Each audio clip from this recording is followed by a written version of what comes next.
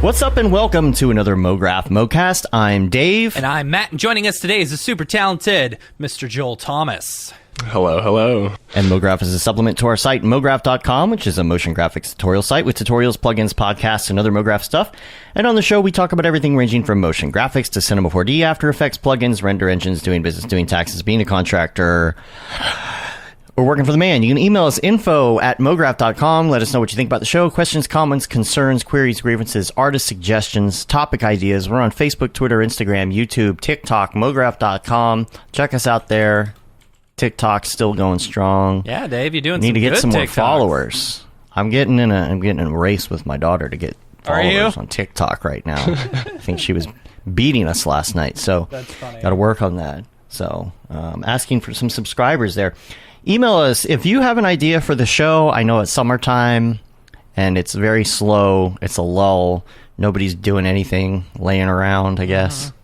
At the beach, who knows? Going on their first vacation in almost 2 years.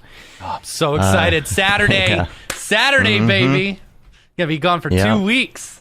Matt's going to be gone. We've got, there will be one show that we'll miss. I think we might put an evergreen in there because we have quite a few evergreens. I think we'll probably put in the camp follow-up show that we did. It was a late night, like fireside reunion that we did one Thursday night. That has not been put in the stream. So if you didn't catch that, yeah, that was a good one.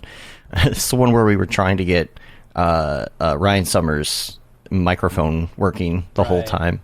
That was like a we managed to discussion get about the like after pandemic, right? You Yeah. know? Yeah. Or during pandemic. Yeah.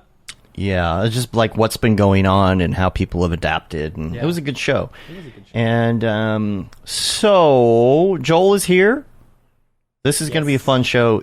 If you know Joel already, you'll notice that his hair is gone. It's a big deal. Yeah, if you saw any of the what you call it, the promos. Promos, yeah. That's the word.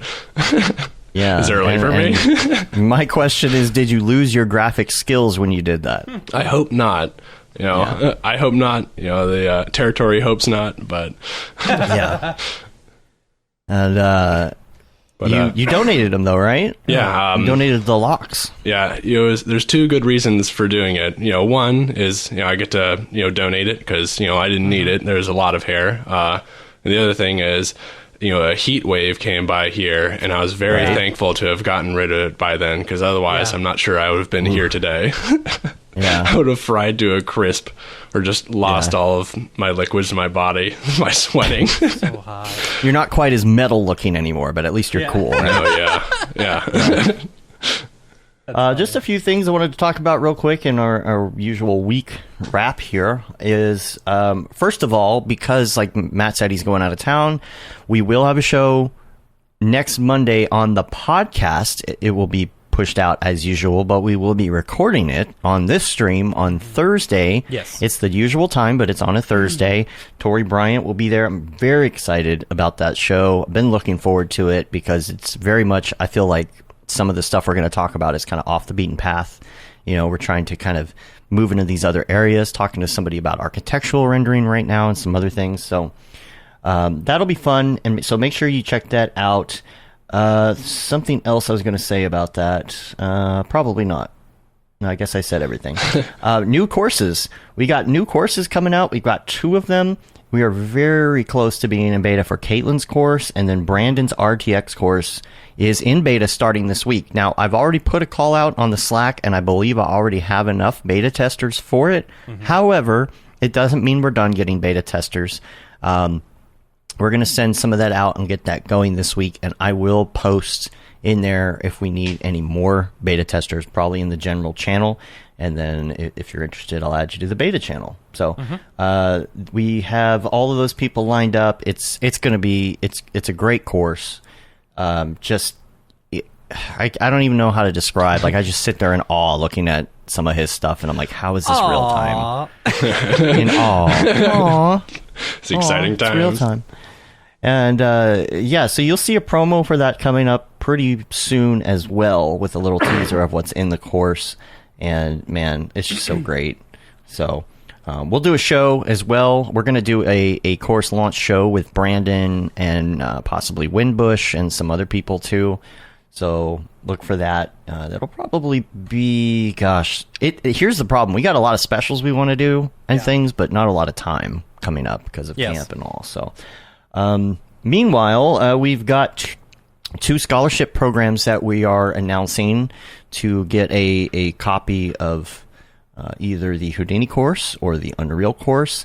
And we are not officially launched until later this week, but so if you go to the site, you're not going to see it yet. But I did want to play these because I have a feeling that by the time most people hear this podcast, this is going to be out. So let's just play those real quick. Hey everyone, we're excited to announce our new Creating the Unreal Scholarship Program for 3D designers looking to break into the world of Unreal production. What up, Wimbush here, and today I'm excited to announce that we're giving away 2 scholarships to my course on Mograph.com. If you want in, it's easy. All you have to do is submit a demo reel about 30 seconds to a minute about who you are and why you're ready to create the Unreal. Winners will be judged by a panel list of artists in the industry, including yours truly, and the winner will receive a copy of my course. Just go to mograph.com/scholarship to get all the details and sign up. So good luck to you guys out there, and as always, stay fresh, keep creating, and I'll catch you on the flip side. Now, I'm going to go play some arcade games. Peace. Winbush and his game cabinet, that's pretty sweet. I like his Simpsons he's got back there. So that's Winbush's promo, and we've also got one for Mark as well. I think people will find this pretty funny. Hey everyone, we're excited to announce the new Mograph Houdini Scholarship Program thanks to 2 generous donors, Sanjay Shah and Jeff Burns. If you're an intermediate 3D designer looking to break into the world of Houdini, this program is for you. That's right, we are giving away 4 scholarships. All you have to do is submit your demo reel, as well as a 30-second to 1-minute video about who you are and why you're not afraid to tackle stop being afraid of Houdini. Or why you're not afraid to not be afraid of Houdini. No longer afraid to be afraid of Houdini. Why you're to not be afraid of Houdini. Ready to no longer be afraid to be afraid of Houdini. You're not afraid of Houdini. Why you're not afraid to not be afraid of Houdini. Not ready afraid to start to stopping. Not be afraid of Houdini. Why you're not afraid of Houdini. What he said. Anyway, the entries are going to be judged by a panel of artists in the industry, and the winner is going to receive a copy of Stop Being Afraid of Houdini, as well as a 1-year indie license to Houdini. Just go to mograph.com/scholarship for all the details.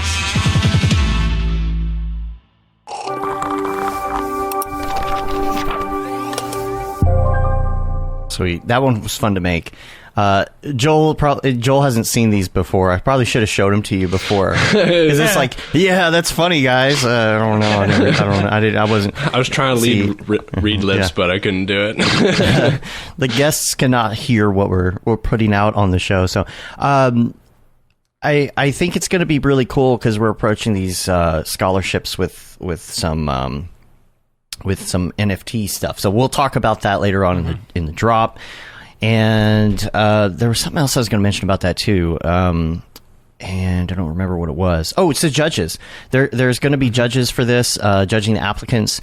And so on the Unreal side, it's going to be Winbush and it's going to be Gabby. She was on one of the late night like Unreal specials that we did one time.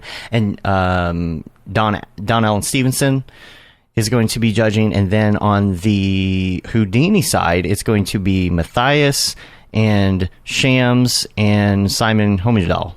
So all of them will be judging these, and Mark will be judging them too, but we don't have them listed as that on the site. But the whole point of this is to kind of allow people who might not have access to something like this, have a chance to get in, and it's not necessarily something that you would give to somebody like straight out of high school who's never touched this stuff before. Yeah. Unreal's a little bit different, I think, but because it's more of an introductory class.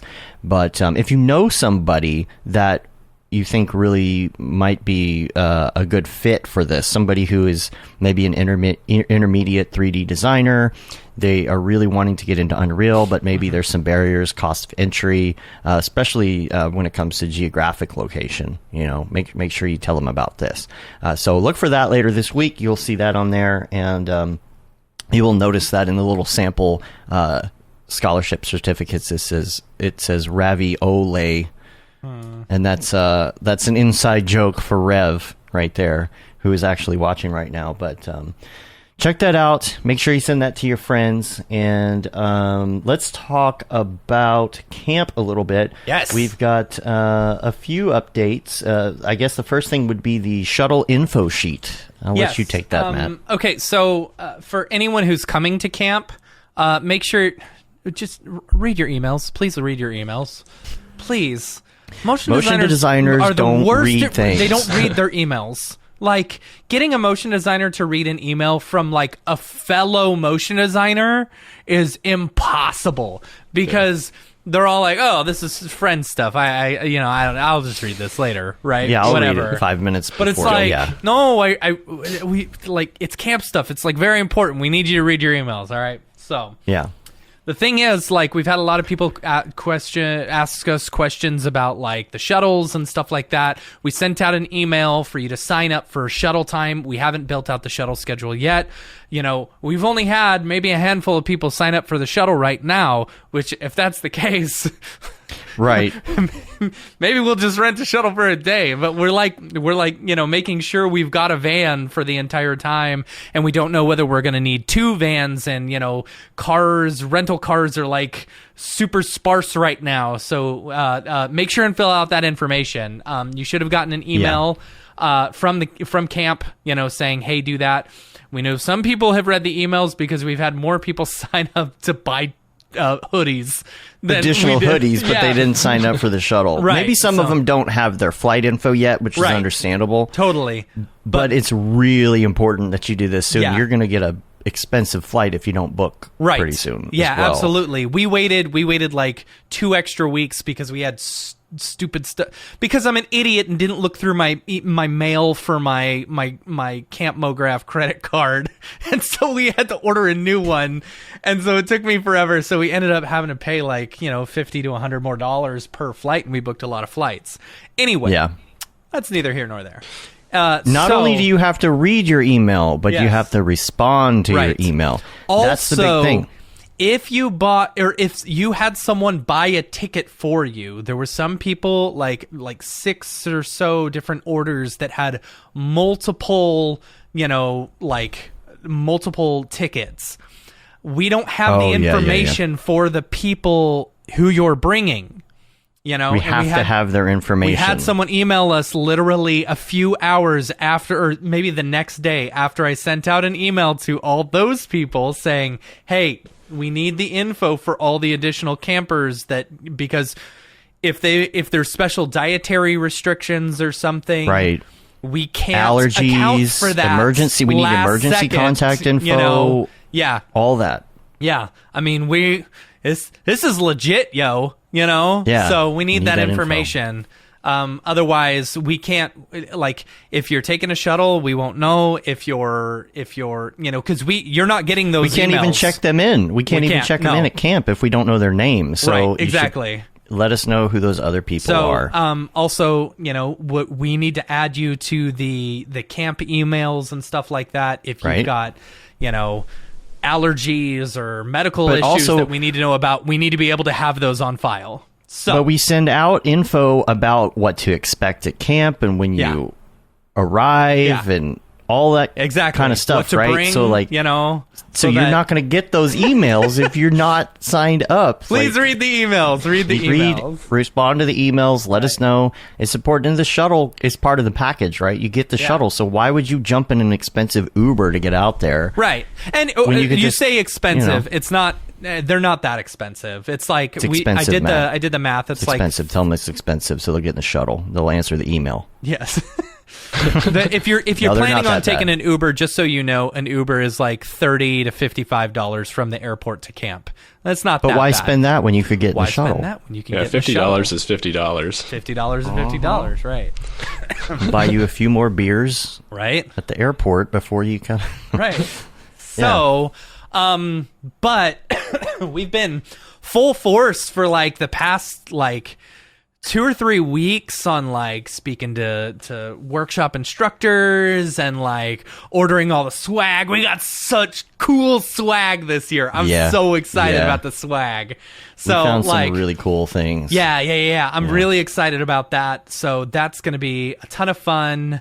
What else? What else was there? There are some people, actually, if you are on the waiting list, there are some people that have gotten tickets. So Yeah. I don't want to get anyone's hopes up, but Yeah. you never know. Yeah, I mean, You we never had someone cancel 2 tickets, so we were able to hit up the first 2 people on that list, which was good. So, that's good.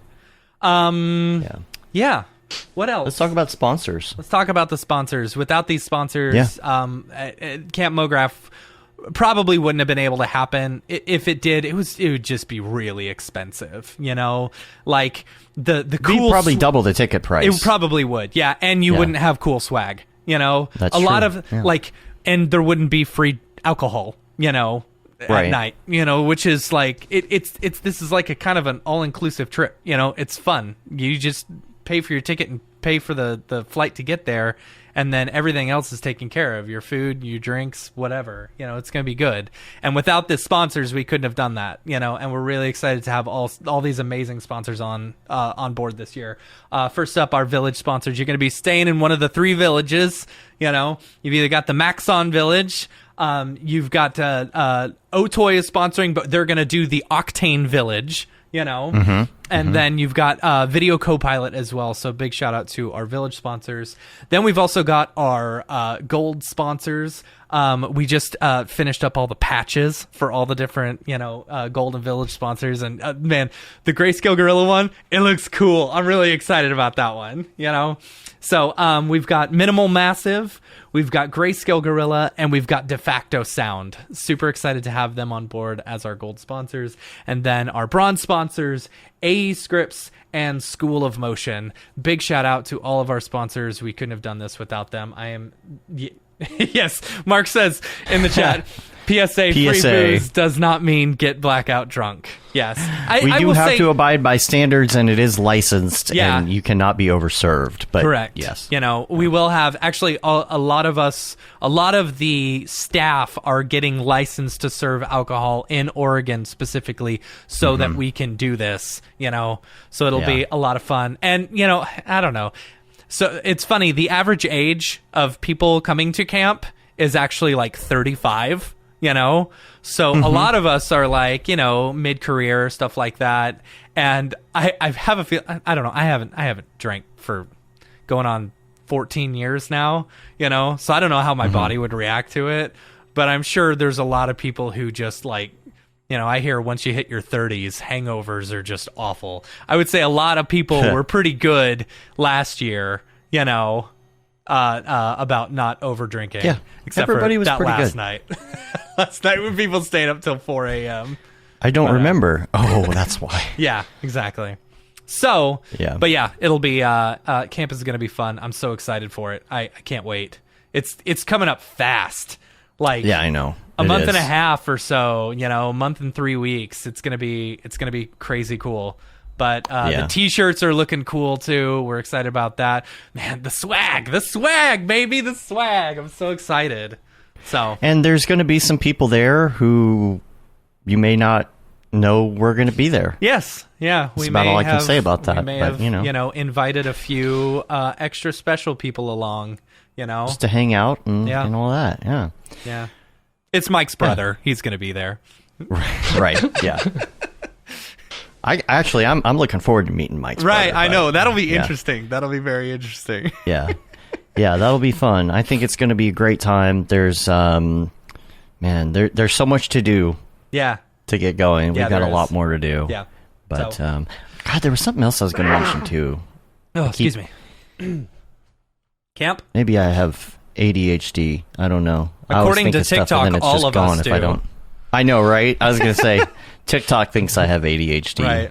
A highly addictive social media platform that gives you dopamine every 60 seconds. We've all got ADHD. That's what it is. And is implying that you should get on medication so that you can pay even more attention to TikTok? Right. Yeah. I have very focused attention for 30 seconds at a time. Right. Yeah. Oh, I know what I was going to say.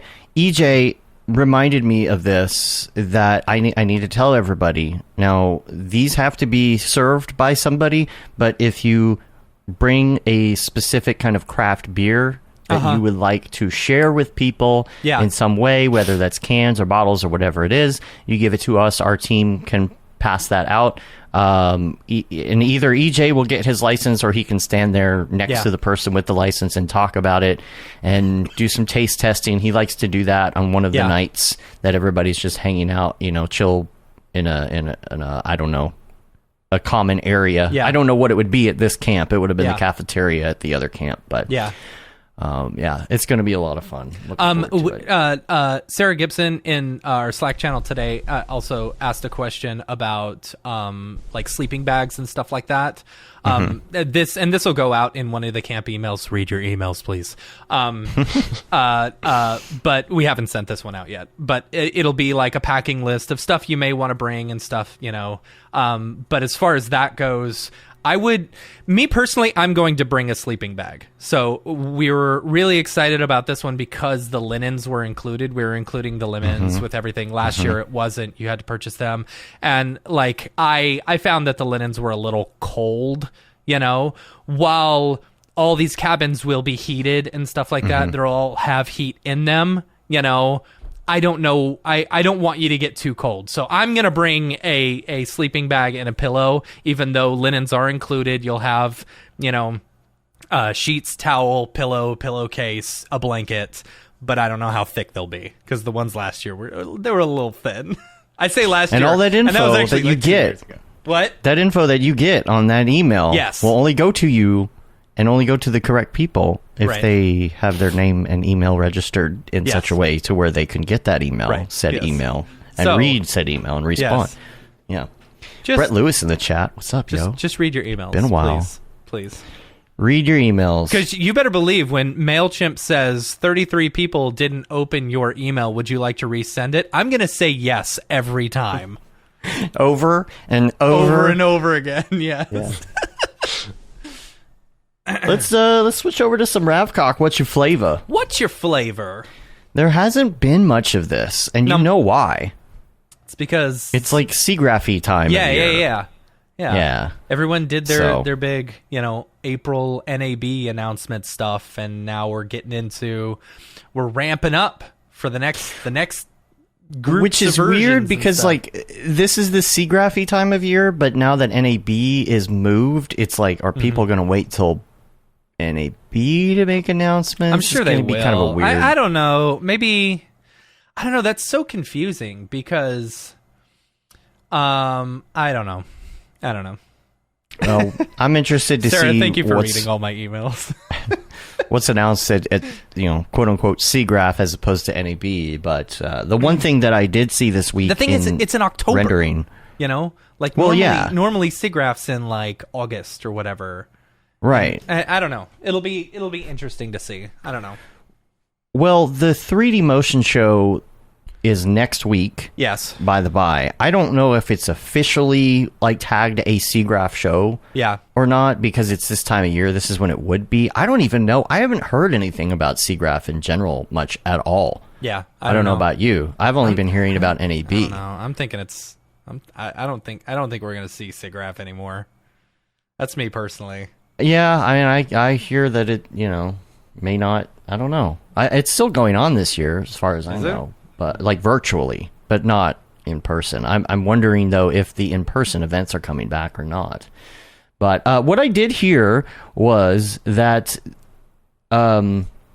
directly from Jules, is that I guess they're working on this PPM kernel. And he was showing left versus right with PPM and path tracing and caustics. Yeah, the caustics. And pretty incredible. I mean, the render times on both images that he showed were the same render time.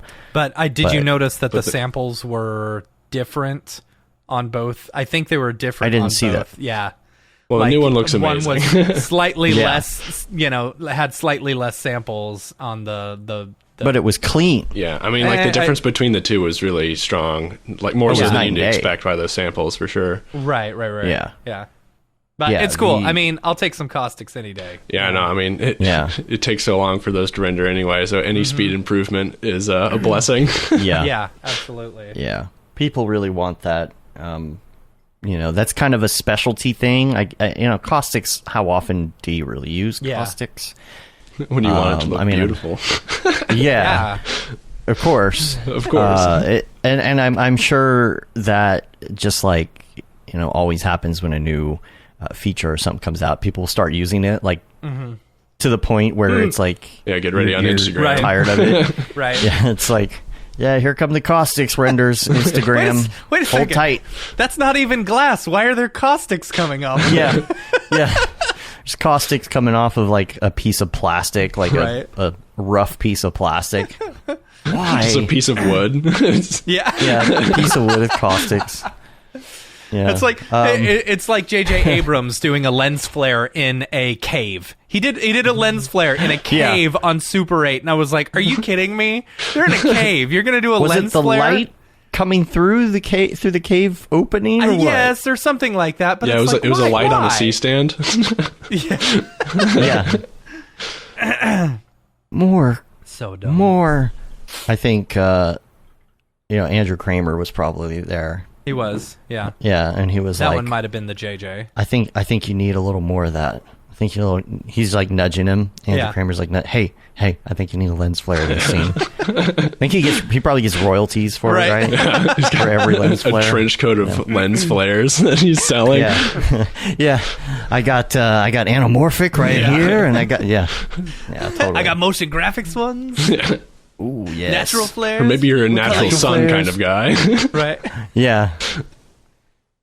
Oh, nerd jokes. All right, so let's talk about you, Joel. Let's talk about all things you. If I'm sure that there are people who saw you on the Maxon Motion Show recently, and maybe some people who haven't met you before. So give us a little intro for yourself, and tell us about your upbringing in motion graphics. My upbringing.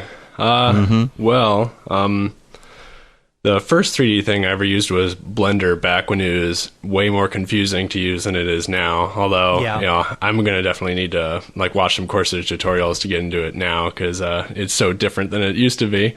But I don't know did you guys play Team Fortress 2 back in the day? Yeah, that was... I didn't. I know what the game yeah, is. Valve software, yeah. That was, Yeah. the one of the big, what you call it, those, kind of, after that was, like Overwatch, games like that. So at the time, that was, like, the big one on campus. And I was, I joined into, the modding community thing. So I was making models at the time, and that's how I got into texturing and everything. And then I took a break for a while, and then sometime in college is when I, started switching over to motion graphics. And, What were you originally in? originally, I thought I'd do illustration and then film because I do Okay. a lot of illustration work, which you can see on my Instagram, which is down there. Yeah. So but I always had an interest in fascination with 3D, just because there's nothing quite like a nice clean render that's highly detailed. That's like chef's kiss. So I think I always knew I wanted to do that. And then I was very fortunate to find a bunch of resources online, because I was getting into it, when Grayscale Gorilla was, had a ton of tutorials, and just have been watching tons of tutorials, and now I have the opportunity to share some of the things I've learned, which is really great. I remember, watching a ton of talks, and now I've done one, and it's it's exciting for me. So I'm happy to be teaching people, and I like to keep, I got my drawings up here. I like to still draw and stuff, even though I don't do that for money. I like to do it just because I feel like it helps me, not lose it. It's like you use it or lose it a little bit. And after not drawing for a while, it's definitely feel pretty rusty. So I just kind of like to play around, Procreate and Infinite Painter on the iPad for the most part, which is what these are. I don't really post my 3D work on my Instagram. But I was going to should say, I went probably through and I was looking for some of your art, and I was like, Where's is this the guy 3D? a 3D guy? yeah, no, Yeah. it's something that I think distinguishes me, although you wouldn't know it here, that I do both. So it's like, this is, the 2D section. And then if you go on like Territory Studios website, there's a number of projects I've been involved in through my tenure at Territory. So, I just tend to not share any like, client work on Instagram. Yeah. Right. Yeah, of course. Yeah. Yeah. How Pretty can you word. differentiate? Do they credit it on their Instagram, or is it something where we just have to go through it? Yeah, I guess it's not like granular or anything, so I would just have to point to which ones I did. When I'll come out with a new demo reel or something at some point, and then it'll be like, that's where all the 3D went. It's like, I'll finally be obvious. But yeah, right now, like, I don't have a website or anything, so I'm just kind of kick the can down the road for actually putting any of that stuff together. So probably should have. It's interesting that the way you got into it was because the Team Fortress stuff, like, that became like memes unto itself, where people. If I know correctly, because I tried, this is how I wanted to first get into 3D. This was one of the things that I tried, where it's like, oh yeah, you can download this animator or something like this for the Team Fortress 2 characters filmmaker, or something, right? Yeah. I didn't do too much of that. I was mostly just making the models and everything at the time, and then it was much later that I finally got into animation, Oh boy. Did we lose Dave? Dave, what happened? I don't know. I'm right here. Oh, I see XSplit broadcaster. Uh-oh. Did we lock up? Oh boy. Man, does that mean, did XSplit lock up? I don't know. Let's get over. Did we miss? Hold on, give it a second. It's acting like it's doing something. That's not cool. Never had a problem with that before. There it is. There it is. There we got it it. is. Okay, good. I think it's because my Stream Deck locked up, actually, so I think it was doing something weird. Can everybody still hear us? On the okay? live stream? Yeah. I don't know. I'm watching the live stream. I don't know when it goes. Oh, to see if it... Anyway. Yeah. So were There we you go. building all the models in Blender first? Yeah, I would just, so at the time, it's like when you first start, it's like you do everything the hard way because you don't know of all these tools that, one of my favorite things about Cinema 4D specifically is, I just feel like it's really wonderfully designed and everything's very clear. Yes. By the time there, I didn't know about like bevel tools or anything, so I literally would have a plane and I would extrude it and then move it down to get a 45 thing and extrude it down again instead of like grabbing an edge and beveling it. So everything was super slow back then, and I was like squishy, but I managed to get it done, and I learned a lot doing it. And the cool thing about like getting involved with games and stuff is I was introduced to the whole like PBR textures way earlier than a lot of my like fellow students when I was in school, because I was already looking at that stuff. So I was like, I understood what a specular pass would look like. I understood that what different levels of gray would give you, especially because back then it's just like, if you wanted to have any kind of like depth of field sort of effect, it was like 20 minutes minimum per frame. So it's like you kind of wanted to know what it was going to look like beforehand. So it's great now that you can just kind of like spitball things and see feedback almost instantaneously. It's much preferable. These kids these days. Oh, they won't know Says the the pain. child. They won't know the 15 pain minutes of like render. deciding whether or not you want to add roughness to something.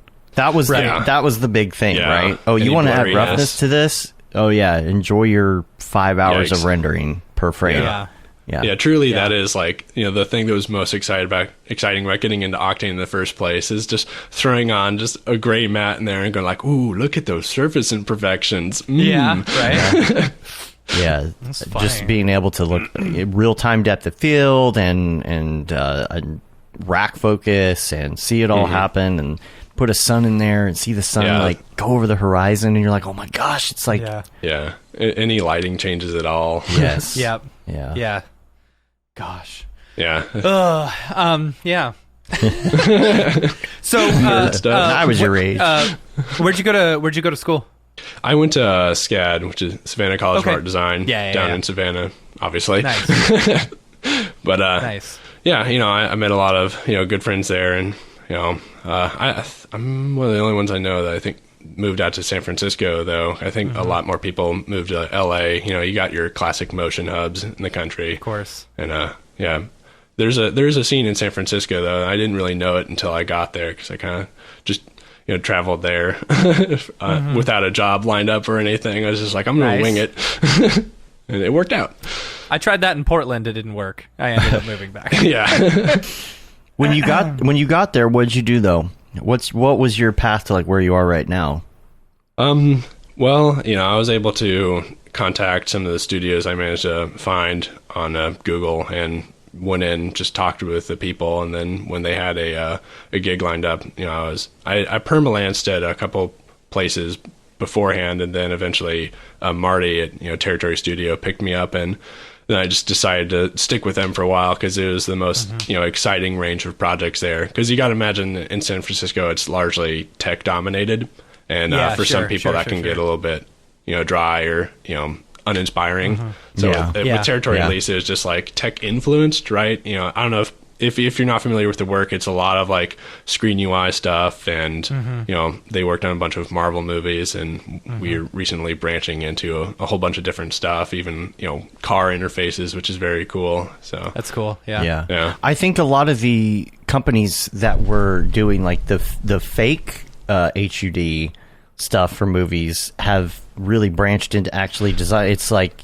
for real now. It's like why reinvent the wheel, having to create these fake ones? They've already done it. Why not make them practical? Right? Yeah, they're actually like the masters at it, so let's just hire them to do it. It's like, life imitates art, as they say. That's the phrase I was looking for. Yeah.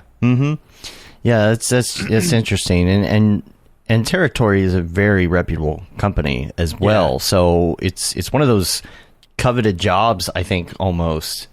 So I'm interested to how you got in, how you got, Yeah. Was it? I know like anything, it's about who you know and being in the right place in the right time and all that. But obviously, you need talent as well.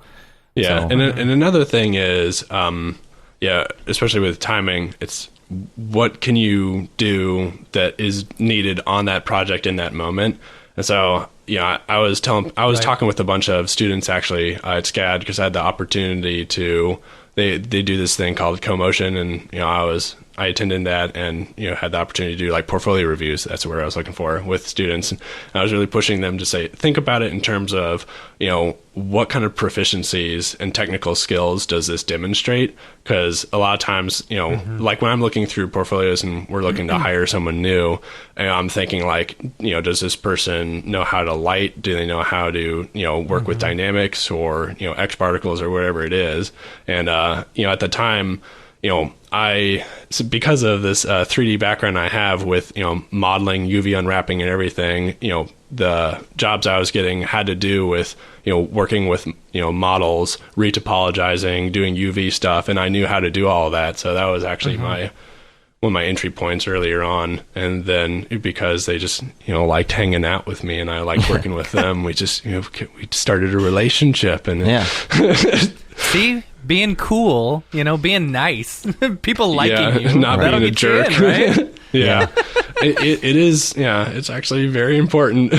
Surprisingly, I want to talk about a little bit about the importance of graphic design background and like film background. It sounds to me like because you were kind of in it for film originally, and you were into illustration, that you kind of had a good combination of both. That's a good starting point. Yeah, I mean the illustration, especially because that's something I have a lot of actual practical experience in. With the film stuff, it was more of like the interest, right? Everyone love the cinematic kind of look and feel of things, and just the way films are put together, and that works well with Territory because we do so much film work involved in there, so that does make it more attractive.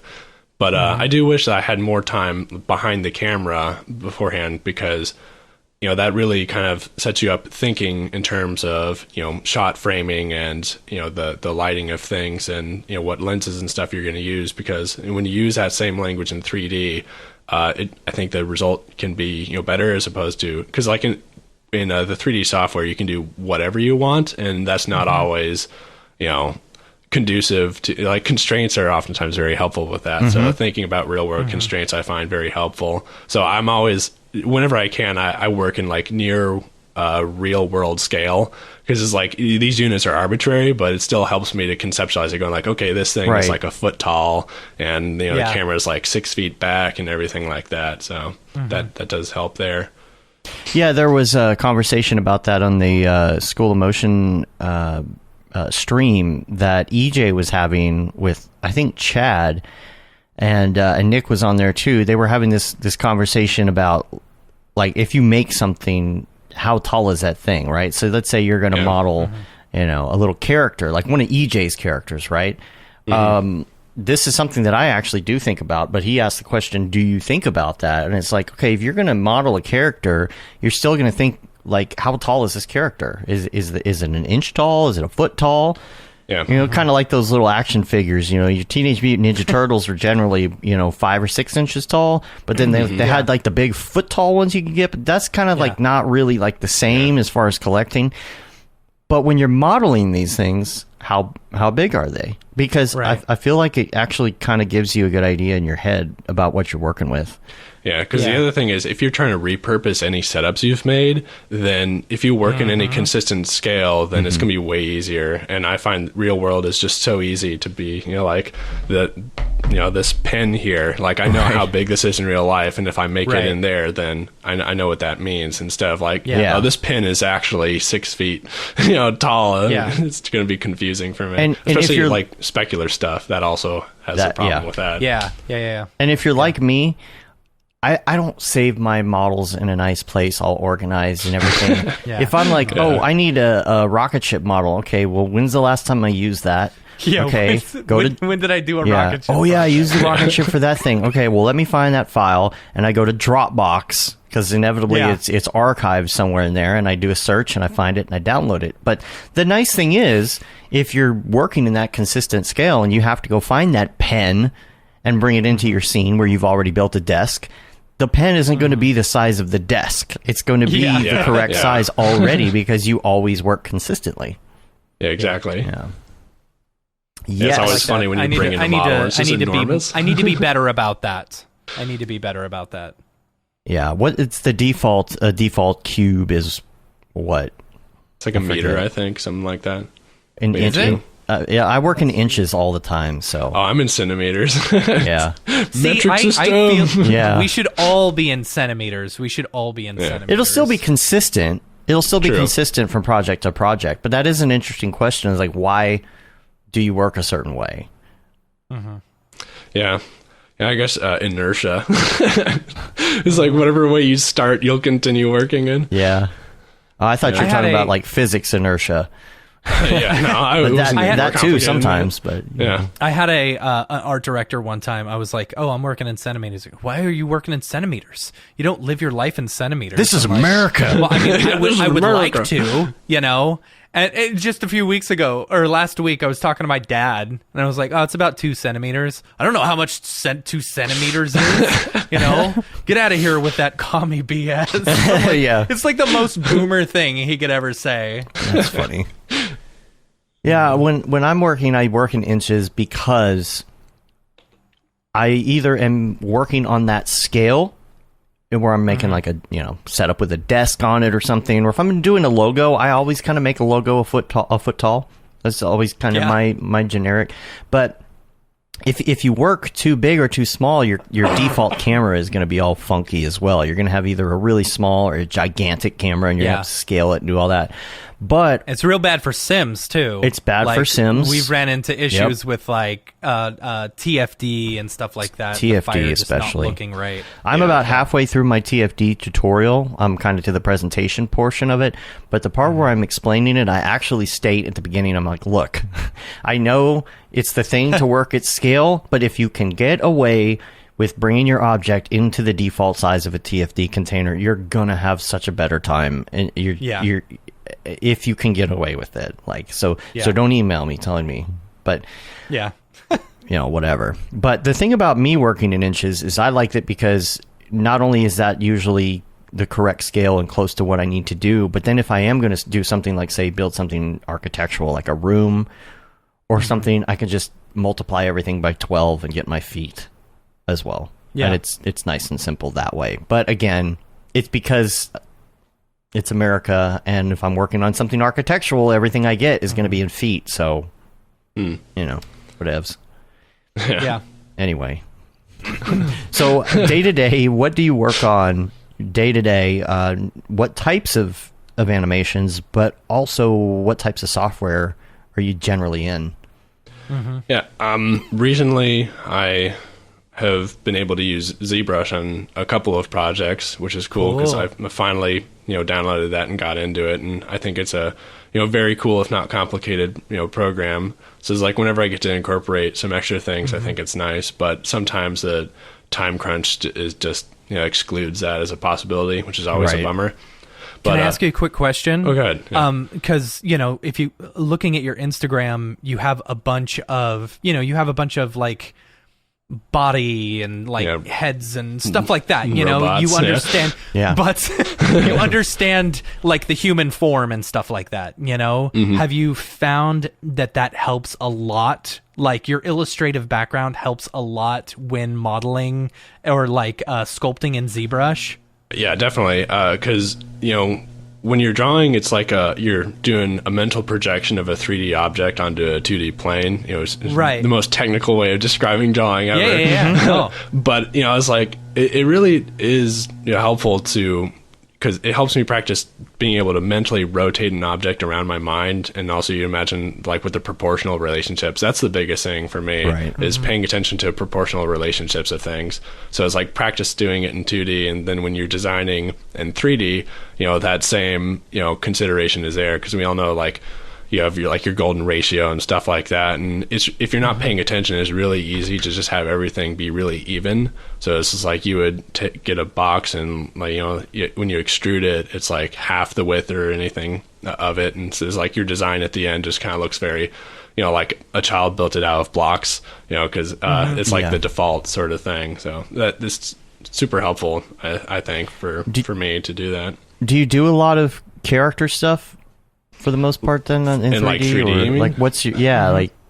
I mean, I'm wanting to use or to learn ZBrush more in depth, and I have like tutorials and stuff I'm watching, so that because I draw a ton of robot stuff, and have a fascination with like these mechanical parts and also like the human form. So that's why I'm interested in getting into in terms of like characters. But yeah, I mean, I don't do anything like what EJ does with like your kind of noodle arm characters, which are really nice, but I haven't really had any projects come that have been like that.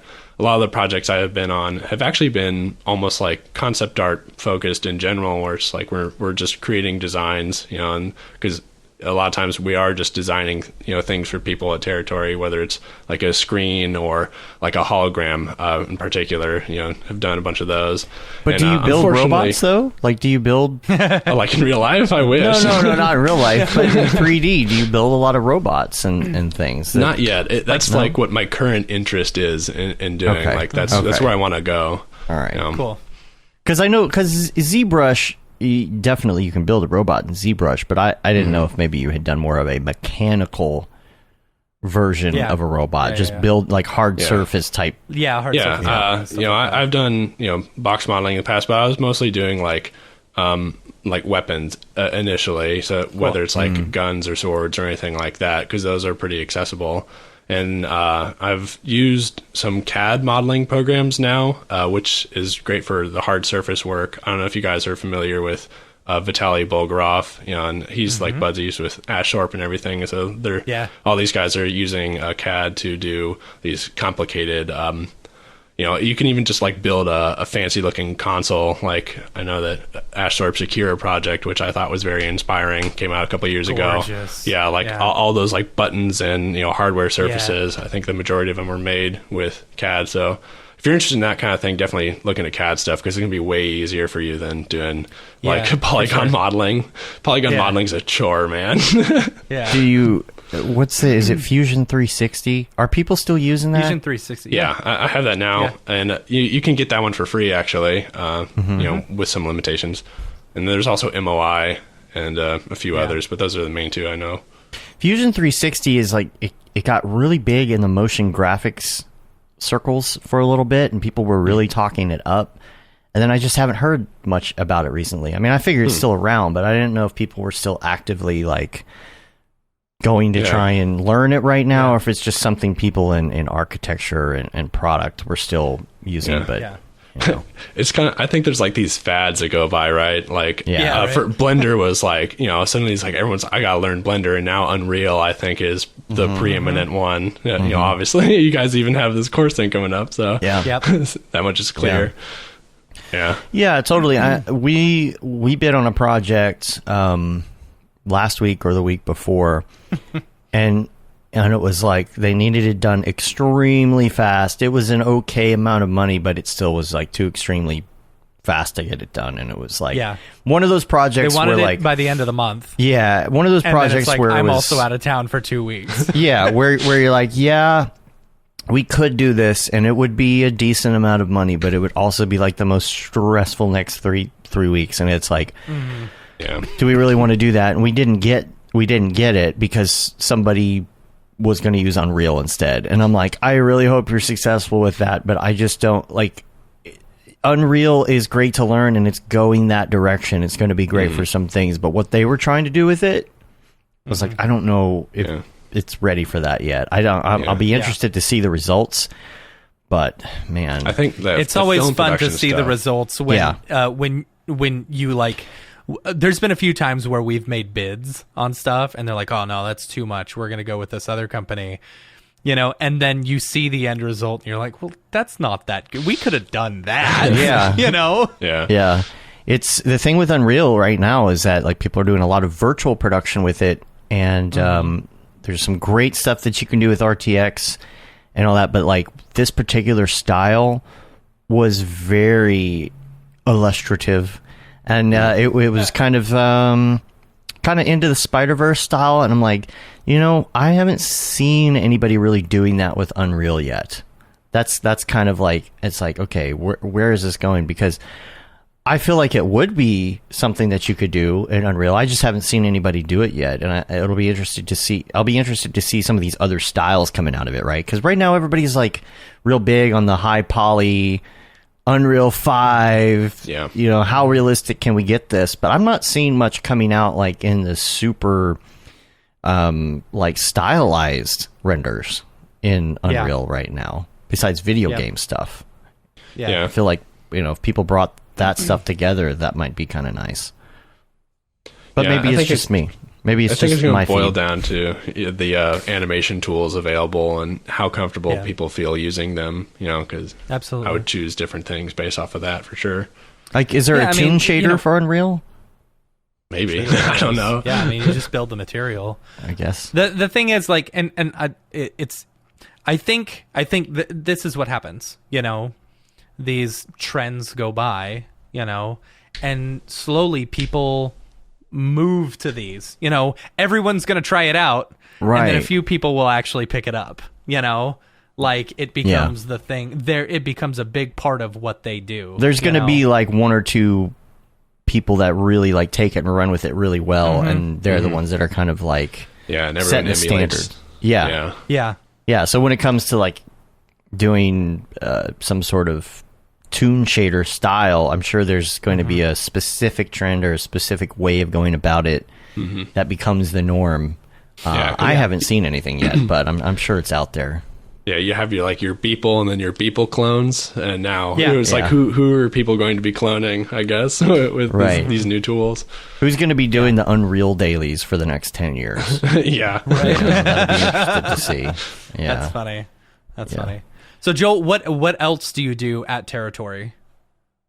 Well, I just do whatever needs to be done. I guess it's just like any kind of. I'm more of like a technical guy. I don't know if that's already come across. Just because I like to, I get excited about tools and everything, and using new things, and so I've kind of like inhabited that role in our San Francisco office because Territory does have these two branches. You got London and San Francisco, and we've been working on different projects. So it's kind of like we're dividing and conquering a bit. So it's like the San Francisco office is smaller, and we're a little bit scrappier. So we're dealing with projects as they come, and doing new things each time. Really, like I hardly ever work on the same thing twice. Really, it's always something new. That's good. And Yeah, you're it's been good. technically in Seattle. Yeah, over this pandemic, I did end up moving. Because I didn't feel the need to stay in San Francisco anymore if we were going to be remote anyway. And I've moved here with my twin brother, who we're identical. So if he was here, he could. What come about the in hair? and- What about the does hair? he have though? long hair or short hair? No, it's like medium length now, but if we were to Okay. cut it, then it would be hard for you guys to tell. I was going to maybe. say, because then if he has short hair, you'd know exactly how you Oh, look. it was once super you cut obvious. it. Yeah, when I had the long hair, it was like, well, that's obviously Joel. Yeah.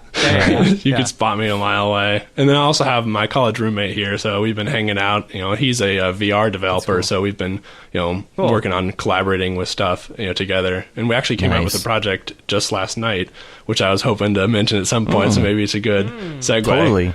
Yeah. And Totally. What is that? Let's bring it up. if you go to my Instagram, there's some stuff there, but we made a website called conceptinator.com, and it's just a concept art prompt generator. So I don't know if you've ever seen like these RAM text generators, but I wanted to make one that was explicitly made for helping come up with ideas for practicing concept art, because that's what I find myself doing in the mornings. Like every morning I go down, draw on the iPad for a little bit. And so I was like, it'd be nice if I had some way of that's coming up cool. with ideas. Yeah, so we made that. And there's a YouTube link there, and you can, watch a video thing. We made this like funny little cheeky YouTube ad to explain it. So it's a like very the, simple retro website. It's like our rando render, Yeah, where yeah. you that's awesome. Yeah, and so made it have a couple different categories, more of like a concept art thing, which has just always been a fascination of mine, So Nice. I like to That's bring cool. the two worlds I like together. this. I like Thanks. this. Yeah. Yeah, it's a fun this little is project cool. to work on. Okay, well, I'm going to bookmark that one for the show notes for sure. Yeah, We'll make totally. sure we put Nice. that in the show notes. So, Brett hold on, Brett real was quick. actually There you go. yeah, Okay, Brett you was got- actually you got- you read asking my mind. about working remote, which is where I was going with this whole thing. And like, how has remote been working for a studio like that, especially when it comes to things like equipment and rendering and file management? Yeah, it's not always the most ideal. I think that if you're like a prestigious kind of freelancer, then you already have your own setup at home and everything, and you've Right. been used to doing that lifestyle. But for a lot of people, and myself included, like the studio thing is a nice setup to have because everyone's around you. You can talk to them directly, and so those are the shortcomings of going remote, which is I now no longer have like an intimate idea of what my coworkers are working on, or if they need help on anything, or if I need help on something. So you do have to be purposely more communicative on things like Slack. But I had a setup Right. of my own, so I was able to just use that for this remote transition.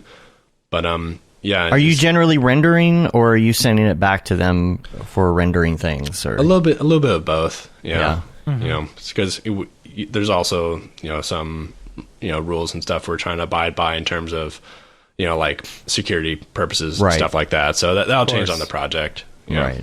Are y'all using Teradici Oh yeah, for all your stuff, or are you working locally? or screen sharing things. If Oh, do you or even need to do that? Remote, remote workstation stuff. Yeah, there's some different ones. I was using AnyDesk for some things. Okay. But yeah, I think there's a couple different ones to choose from. But yeah, most recently Yeah. I've been able to work on my own local machine for a number of projects, so that's been nice because the lag can be a little bit frustrating sometimes if you don't have a Yeah, connection. but see, Brett is talking about like TeamViewer in the chat. If you have not heard of Parsec, oh man, check out Parsec is Parsec. awesome. If you want to Yeah, feel look like at you are Parsec. on the computer that you're on, Yeah. The thing about TeamViewer, like you can't use like Cinema 4D, rotate, move, all of that. It just flips out and it just goes Yeah. all over the place. If you want to feel like you are on the computer, adjust bandwidth accordingly, all of that. Like Parsec is just phenomenal. I've been able to. You can play video games remotely, Right. on Nice. your computer, Yeah. through Parsec. It's awesome. Yeah, It's really really cool. very Yeah. low. That's what I- it's designed for. yeah. Yeah. Yeah, I'll check into So that. I think this is.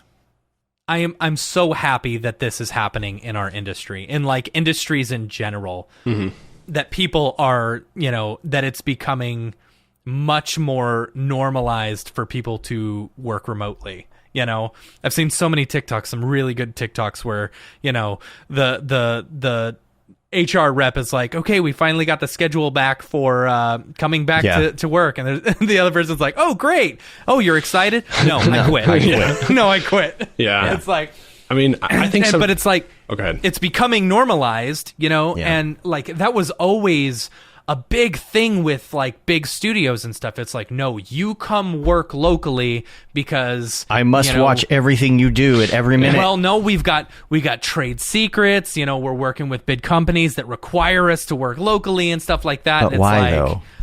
But why? Yeah, I mean, I get the secrecy and stuff can get out a lot more easily. But stuff can still get out. That's the thing. Yeah. I don't know. If someone wants for it to get out, it's going to get out. Yeah. You know? I think... But it's cool to see, like, this being normalized. Because as for freelancers, you know, or, like, people who run small businesses that have always been remote like us, you know, it's like, because this is so normalized, it's like, all right, we can get booked for 6 months out of the year with a studio in San Francisco, a really well-known studio, and it's like no big deal, you know? I'm Dallas Taylor, the creative director of De Facto Sound. Work with us.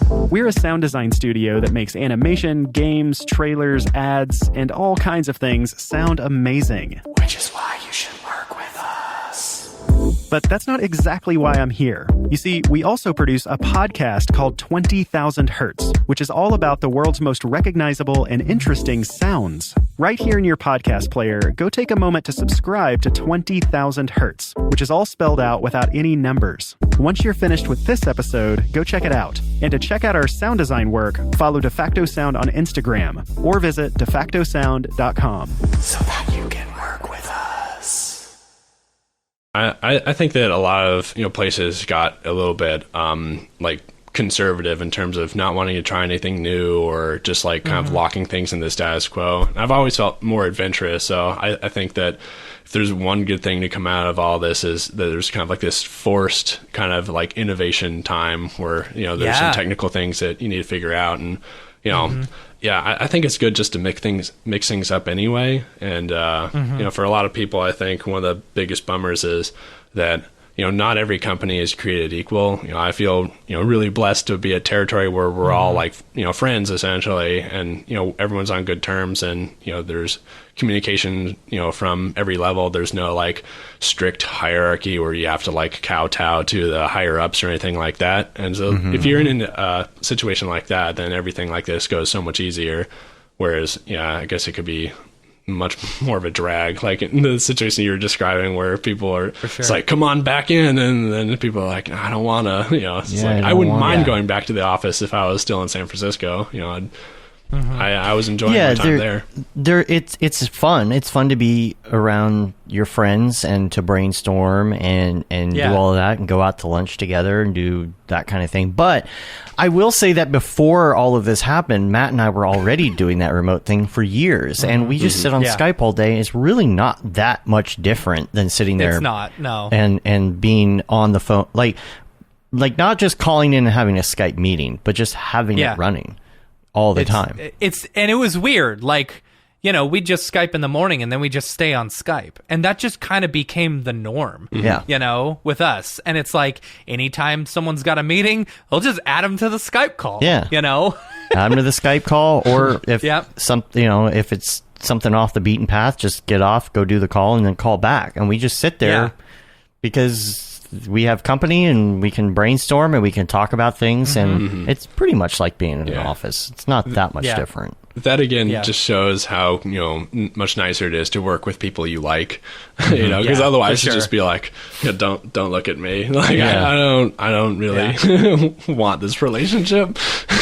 The thing about working remote though is like years ago, and right up until the pandemic, I guess, if you're working in an office and then you go home at the end of the day and you get an email or you get a text from somebody at work, they still expect you to answer, right? If it's the weekend, sometimes they still expect you to answer, at least answer the email or answer the text or be available or whatever it is. And it's like, okay, well, you want me to do work on personal time, so you should also be okay with me doing personal stuff on work time every once in a while, as long as it's not something ridiculous.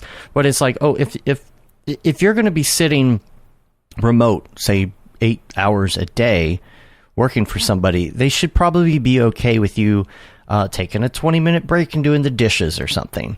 Going on a walk. Right. Going on a walk and coming back, Yeah. because you'll probably work later. You'll probably spend extra time. You'll probably be more efficient when you come back. Oh, you got to take a phone call. Oh, you got to go pick up your kid from school. Fine. Yeah. Why not? Here's the people. way I've always, anytime I'm working with a freelancer or whatever, it's like I'll give one of them like a deadline and what I expect them to do. I don't give two craps when they get it done, or like, Right. and I just say, is this reasonable? If they're like, yes, then I don't care what they're doing for the rest of the time. Oh, Get it it's done going to take whenever you a day to want. do it, but you need actually 3 days to get it to me? Okay. Yeah. Like, Cool. what's Yeah. wrong with that? Like, It's fine. Yeah. Yeah, I think it helps to be results focused in that way. I don't know. Again, I think it boils down to like people are just pretty hesitant. If you're in a scarcity mindset, then it's like you can't make these concessions because it's like you want to squeeze the last drop, but then I think it's always detrimental. yeah, there's I that agree. old school mentality that you have to be in the seat or else it's not worth the money. It's like, no, Yeah. I don't care about the minutes. I care, like you said, about the results. About the results. Your yeah, rate is 100%. $800 a day. Okay. If you're giving me $800 worth of results, Right. okay. That's all I care Right. about. Like, I don't care that you picked up your kid from school. Yeah. What does it matter what time you're doing things so much? Oh, you're going to do Yeah. it at midnight. Okay. Cool. Yeah, I have spread my work throughout the day, because of working remotely. Sometimes it's good, sometimes it's not. Yeah. Yeah. But that's more on me. Pedro's in the chat was asking, don't you guys think working remotely is going to make our industry an even bigger race to the bottom with more people competing for the same jobs? I don't necessarily think so. Like, Wouldn't they be there 'cause- anyway, or would they not be there? Yeah, I mean, the thing is, if anything, I don't know if it'll be a race to the bottom. I think like the big studios will have more opportunities to hire some better people, I think because they're able to get them remotely now. I think it boils they're down to not- leadership. Oh, sorry, I thought you were done there. No, go ahead. go ahead. Yeah. With the proper leadership, I think that you can maintain, a good company culture and get everyone continue to be excited in it, because, any place that's looking at the numbers only and optimizes for things along those lines, then you could reach out and find, whoever is going for the cheapest rate, which probably is going to be out of the country. And, there's going to be snags with that due to just, even language differences or just differences in work ethic or just idealism or anything like that. And I think that a lot of companies would fray themselves apart if they weren't careful about doing that. I think that it's really important to be selective with who you're hiring anyway. And then if you're in the business to have a successful studio and it for to be successful for you as well as for the people that are working for the studio, then I think that can maintain itself, and I think the work will be much better. So I think those studios that can figure that out can act as an example for other studios. But I mean, surely there's going to be places that just do that race to the bottom, and no one would want to work for them because they would do bad work and they would be that's the terrible to work thing. at. Like the race to the bottom usually is more about the stuff like, let's say Roto, for example. Okay, there's nothing really creative about Roto. It's kind of a mindless process, and you sit there and do your thing. And you can outsource that to another country for pennies, Which we have. which we've done before because we don't want to do it. And it's like, that's valuable. But there's no way you're going to outsource creativity in that same way. It's not going to happen. And don't tell me AI is going to do it. Come on. Yeah, I think AI is just going to help people that are already creative. And it'll make them more productive potentially.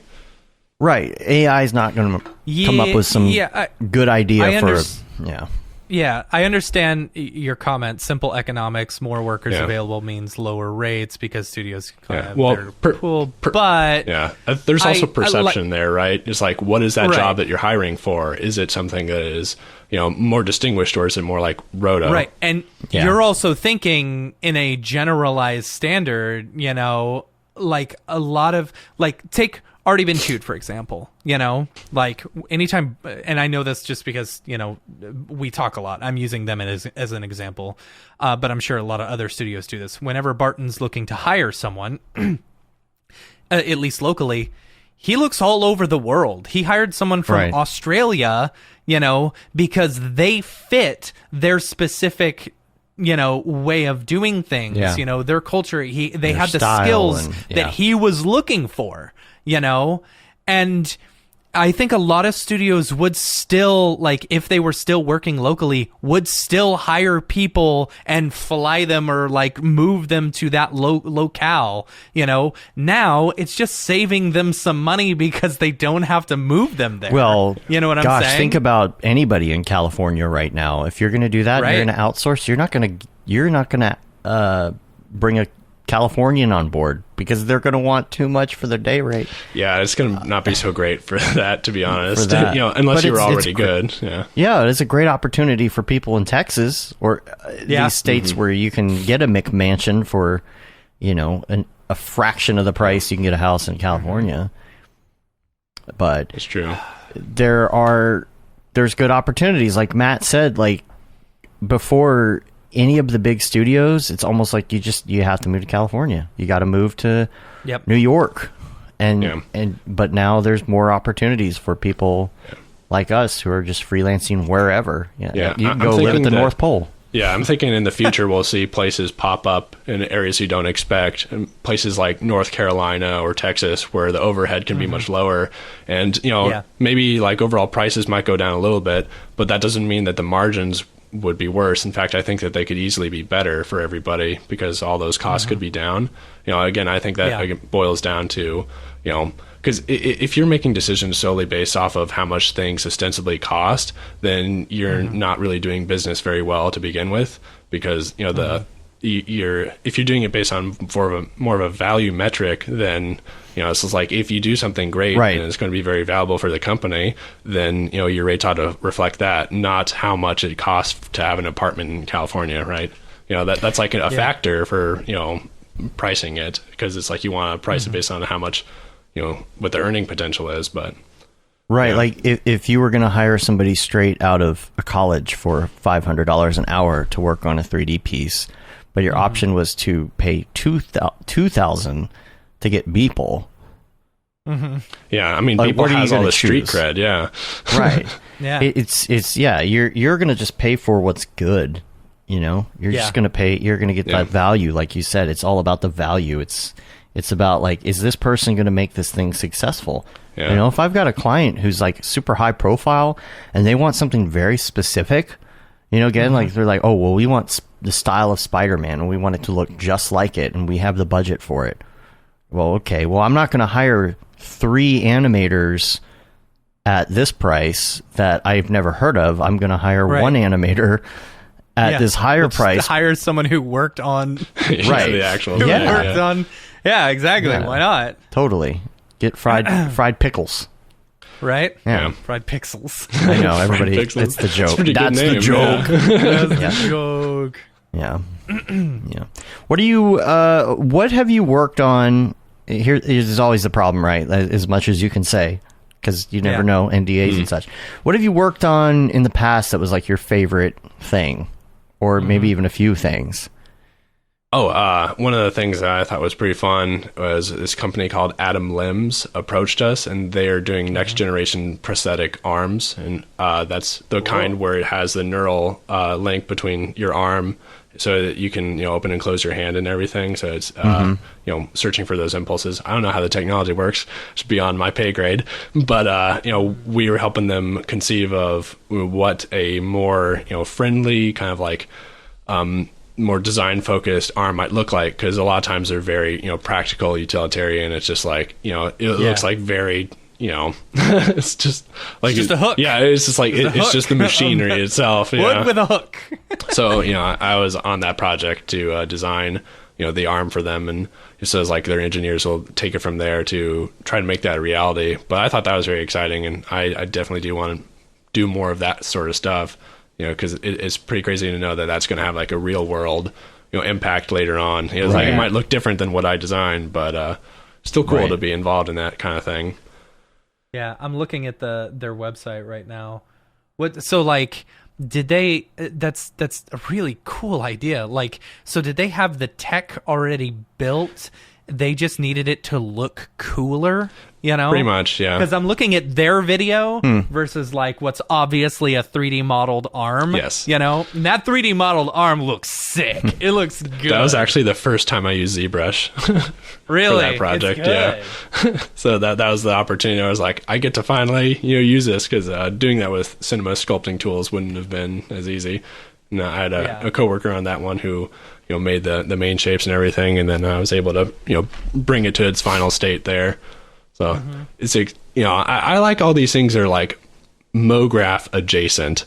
Right. That's kind of like how I would picture myself. Like I'm on like the fringe of all these things. Like I'm interested in concept art and this sort of stuff. But then motion graphics is, I think, just such a great way to showcase anything and everything, because you can do whatever you want. If it's moving and it's a graphic, then it's motion graphics. It's Right, really exactly. broad. Yeah. So Brett, going back to that other subject, he says, I do feel for the juniors back in the office was great to help Yes. them train. Yeah, that's a good point. It's Yeah. and a lot of people who are coming out of college are like, oh, I want to go freelance, and in general, most people are like, if you have time and you're able to go work in a studio for a little bit right out of college, it's such a great idea, and that's the reason. You've got when you surround yourself with this talent, you absorb it. Here's what I will say though, like, back when we were juniors, fresh out of college. I'm still a junior, but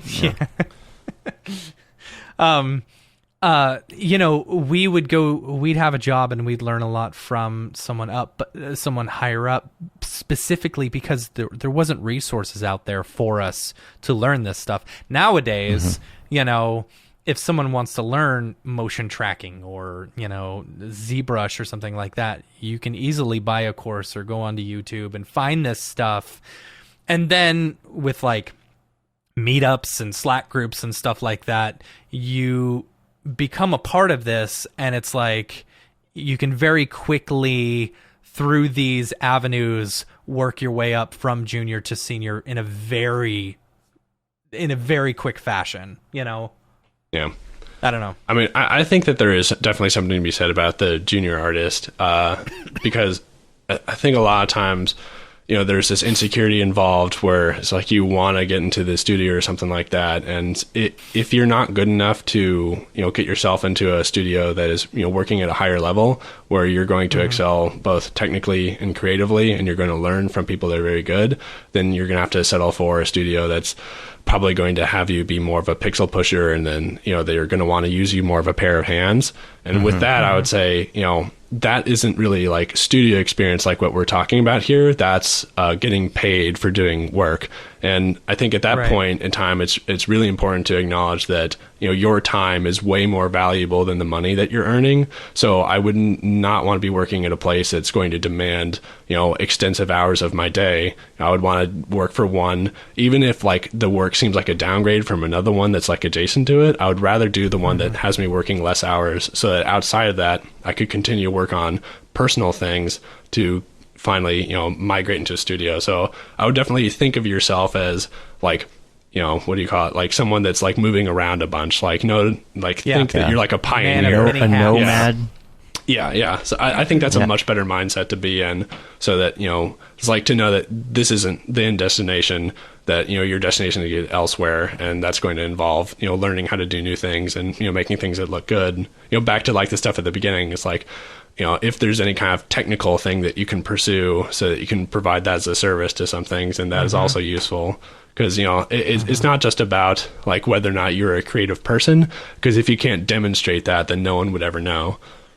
Right. Which is why you have to do dailies and things that, or whatever, or projects that show what you want to do, so you get those jobs. But there's also nothing wrong with taking a job that might be like super cookie cutter-ish for a while. I mean, the place that Matt and I worked at way back in the day, it was just like, it was just a factory, it was an assembly line system, just logos, extruding logos, making logos, flipping around and light them and do all that stuff 1,000 billion times, and it's like that To the same song. Yeah. to the same song. But the thing is, like, you got that experience now. If somebody wants me to make a logo right now, bam, I'm gonna 45 minutes. knock that thing out. You know what I mean? Yeah, you Something got a simple, lot of mileage on that. Yeah. right? Yeah. It's at 10,000 hours. You know, and all these little minute little tricks and tips and things that you learn, and it's second nature, and all of a sudden it's like you can just bust anything out, you know, in a few minutes. Yeah. But what do people do now? What do juniors do now that can help them kind of get that feel if they're not in a studio? Do you like get in Slack channels or Discords? Do you take classes? I don't know if you know. I'm not expecting y'all to have the answer to that, but I mean, that was my answer. You know? Like, if you don't, that's the joy of, you know, joy of today is that you can find the answer to anything. Yeah. You know. Yeah. Anytime any one of us, when we were younger, wanted to, or when we were earlier in our career, wanted to learn something, you'd see so many people incorporating all the Grayscale Gorilla tutorials in their reel because, you know, that was the newest thing that we learned because there wasn't a lot of resources out there, you know. I think something that's important to remember is that, you know, being good at motion graphics isn't measured by how few tutorials you need to watch. It's generally the people who I know who are the best are ones that watch more. Actually, they'd be like, yeah, I watch like stuff all the time. I'm always trying to learn new things, and that's like the mindset to be in. Not like, you know, I'm not good because I don't know how to do this dynamics process, or I don't know how to do whatever it is. It's just like I forget stuff all the time, you know. I don't remember anything. Oh man, yeah, absolutely. That's the thing. Yeah. It's funny, like you'll do a project and then you'll find like for example, if I was jumping into Aces or something like that, you know, I've done it before. Can I explain to you how to do it now? No, no, not have at all. to go back, and then you'd be like, But "Oh I yeah, can go that's back right." because I know the exact tutorial that I need to look up in order Andre to Lebrov. tell me how to do my Right. setup. Yeah, because you're know? getting better Yeah. at learning and, you know, figuring Right. stuff out more than you are getting better at like motion graphics as like Right. some kind of actual entity. You know, it's really Yeah. amorphous. Or Yeah. you're like, I used to know how to do that thing. I used to be able to do this. Yeah. I can't remember, and you Google it, and it's your own tutorial. Yep. Yeah, I've told some people, it's like, I gotta start making tutorials so I can remember how to do things, you know, so I can have this Yeah. reference back for myself. Yeah. Yep. Gosh, it's such a great way to like really like lock in something in your Yeah. own brain is to explain it to somebody else. Yeah. Yeah. So My favorite thing is when I remember, when I need to know how to do something, and it's the place that I remember is a really obscure, like presentation from like 4 years ago at like a SIGGRAPH one, and like you've got to remember who the person is and then find it exactly. I don't know. There's been multiple times where I'm like, okay, I remember who the presenter was and what they were presenting. It was on Lester and Banks in 2009. I can't remember. Yeah. I can't remember if it was SIGGRAPH or NAB. You know. Yeah, it's always harder when it was a part of like an hour-long talk, and you're just like, at some point, I know that this was mentioned in there. There was something digging. EJ did like that once, and it was Yeah. like, oh, it was on one of his character animations. Okay, well, that's Yeah. going to be easy. Let me just look up all tutorials on characters that EJ's done. Yeah. Yeah, there was one that Russ Gauthier did in like 2018 or something like that. That I was like, okay, I need to reference that one. SIGGRAPH. And I even hit him up after the project was over. And I was like, hey, you used your presentation from, you know, Yeah. I don't know, on Colorama. What are you working on coming up? Do you have anything you can talk about right now? Yeah. Not really. Actually, we recently, this was a really short, you know, project. There's this just game thing called like Blancos.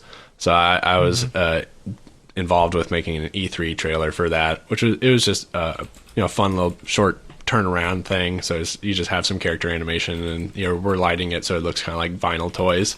So that wasn't the most cool. complicated thing, but yeah, there's other exciting things that we're presently working on, which will be live, you know, like later in the year, you know, stuff like that. So many things I've worked on where it's just like, this might be public facing in 2 years.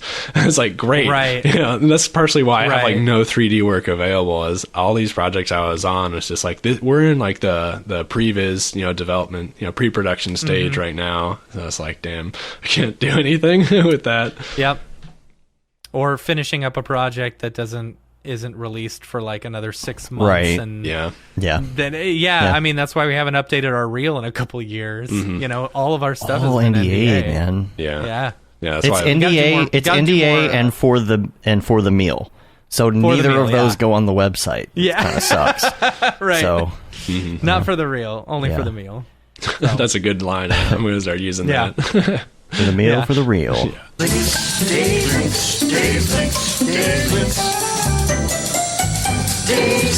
Let's go to some links real quick before Mograph recommends. Mograph recommends. That's Dorpy's version, right? Right. When he's hanging out with Scooby Doo. So if you had been following Raphael Rao working on his Game Boy, holy Yeah. crap! Oh my the god. animated version of this. That was gorgeous. Yeah. It was Yeah. that was beautiful. Yeah, all those components and everything, and the way they're Yeah. rendered out. Yeah. Man, absolutely. I'm curious incredible. if he like actually like took one apart or like had Right? one and took one apart, or whether he like just found images online. We need to get him on the show again. It's been a while. We do. It has been a Yeah, while. It has been a while. Yeah. His stuff was Yeah. very helpful for me getting into Octane in the first place, for sure. Yeah, same here. Same here. Yeah, freaking genius with the amount of texture knowledge and Yes. rendering knowledge. So make sure you check that out. And then also wanted to mention Steve Bell. Steve Bell is an architectural animator and combines drone stuff with architectural. And he posted something, the way I found him this week was he posted something on the Octane group. And I was just scrolling through my Facebook feed, and I don't really think anything of it. I didn't actually think it was a render. I saw the shot, and I was like, "Oh, that's a cool drone shot, man. That's a crazy looking facility." And then I realized it was not real. It was done in Octane, and I was like, "Man, this is impressive." And I started going through, and I started looking at his stuff, and I'm like, "Man, we really need to talk." So already I hit him up on Instagram. He agreed. He's going to be on the show. We got to work out a time, but I think it would be cool. fun to have an architectural show. So we'll do that. Yeah, absolutely. So I'll post a link so you can check out that stuff ahead of time. But let's go to Mograph Recommends. I have to use the restroom. I'm beating you to it this time, Matt. Awesome. So- I'm actually good. Oh, I've been okay. real good. Yeah, I had the Monster haven't- Energy, I don't know. so- This morning, I've been trying to not drink a bunch of caffeine in the morning, so I only had my first drink maybe a couple hours ago, so I'm good. I'm good. All right. Good. Fired up. Yeah. All right. Well, I'm going to... It was a Monster Energy drink, and I drank it very fast. So, Yeah. but yeah, I can start it off. Yeah, do it up. Movies Mograph first, right? recommends. Yeah. First one is favorite All right, movie. BRB. That's for me, right? That is for you. Yes. Well, I would say I have some movies that are super inspiring it to doesn't me. have to be favorite of all time. It could be favorite of all time or favorite current. Yeah, I can give you two good examples. So it's like there's some movies that are just super inspiring to me just because the scale, the complexity, like a movie like 2001 or Synecdoche, New York, or Eternal Sunshine. There's where it's all layered Yes. and everything. I think those are super Yes. cool. But there's also ones that are just so eminently rewatchable, and it's Right. it's not even a guilty pleasure. It's just a fun movie. And for me, that would definitely be Right. Pirates of the Caribbean. I love those movies, especially the first Man, one. It's you know what? amazing. The first time I saw that one in the theater, I went into it expecting nothing, and I was blown away with how well done it was. It's such a fun ride. Yeah. My favorite part of that movie is when they're sword fighting and they're jumping from shoots of light, and they keep on switching back from skeleton to normal person to skeleton to normal person. I think it's a perfect movie. That blew me away. I was like, this is such a good movie. Yeah, Yes. I mean, really, I mean, it's super tight. Everything about Yeah. there's nothing I would change about that movie for sure. No, yeah, it was perfect. It was so good. Yeah. yeah, and then Yeah, and yeah. on top of that, there's just also Lord of the Rings. Obviously, I mean, cinematic masterpiece. Yeah. Yeah. So those are Jason in the the realms I chat. travel in. What are they saying? Oh yeah, Mike Myers, Cat in the Hat. that's actually true. That's my brother. Yeah. Dude, I love Cat in the Hat. Really? Yeah, it's one of That those is things. An awful movie, though. But hear me out. So, Okay. if you like Mike Myers at all, he did the Austin Yes. Powers things. He took that Right. character and then just, ran over Cat in the Hat. Like, it just didn't do Dr. Seuss any justice to his source material. It But at did the same not. time, they No. created exactly what they wanted to. Like, when you look at it, the production design is actually immaculate. Like, everything about it, looks really good. And if you interpret it like this is some weird interdimensional Stephen King cat thing that's haunting these kids, Okay. it's hilarious. Okay. So Okay. give it a watch again and then see what you think. But Okay. if you So turn your brain don't off, it's go fun. into it.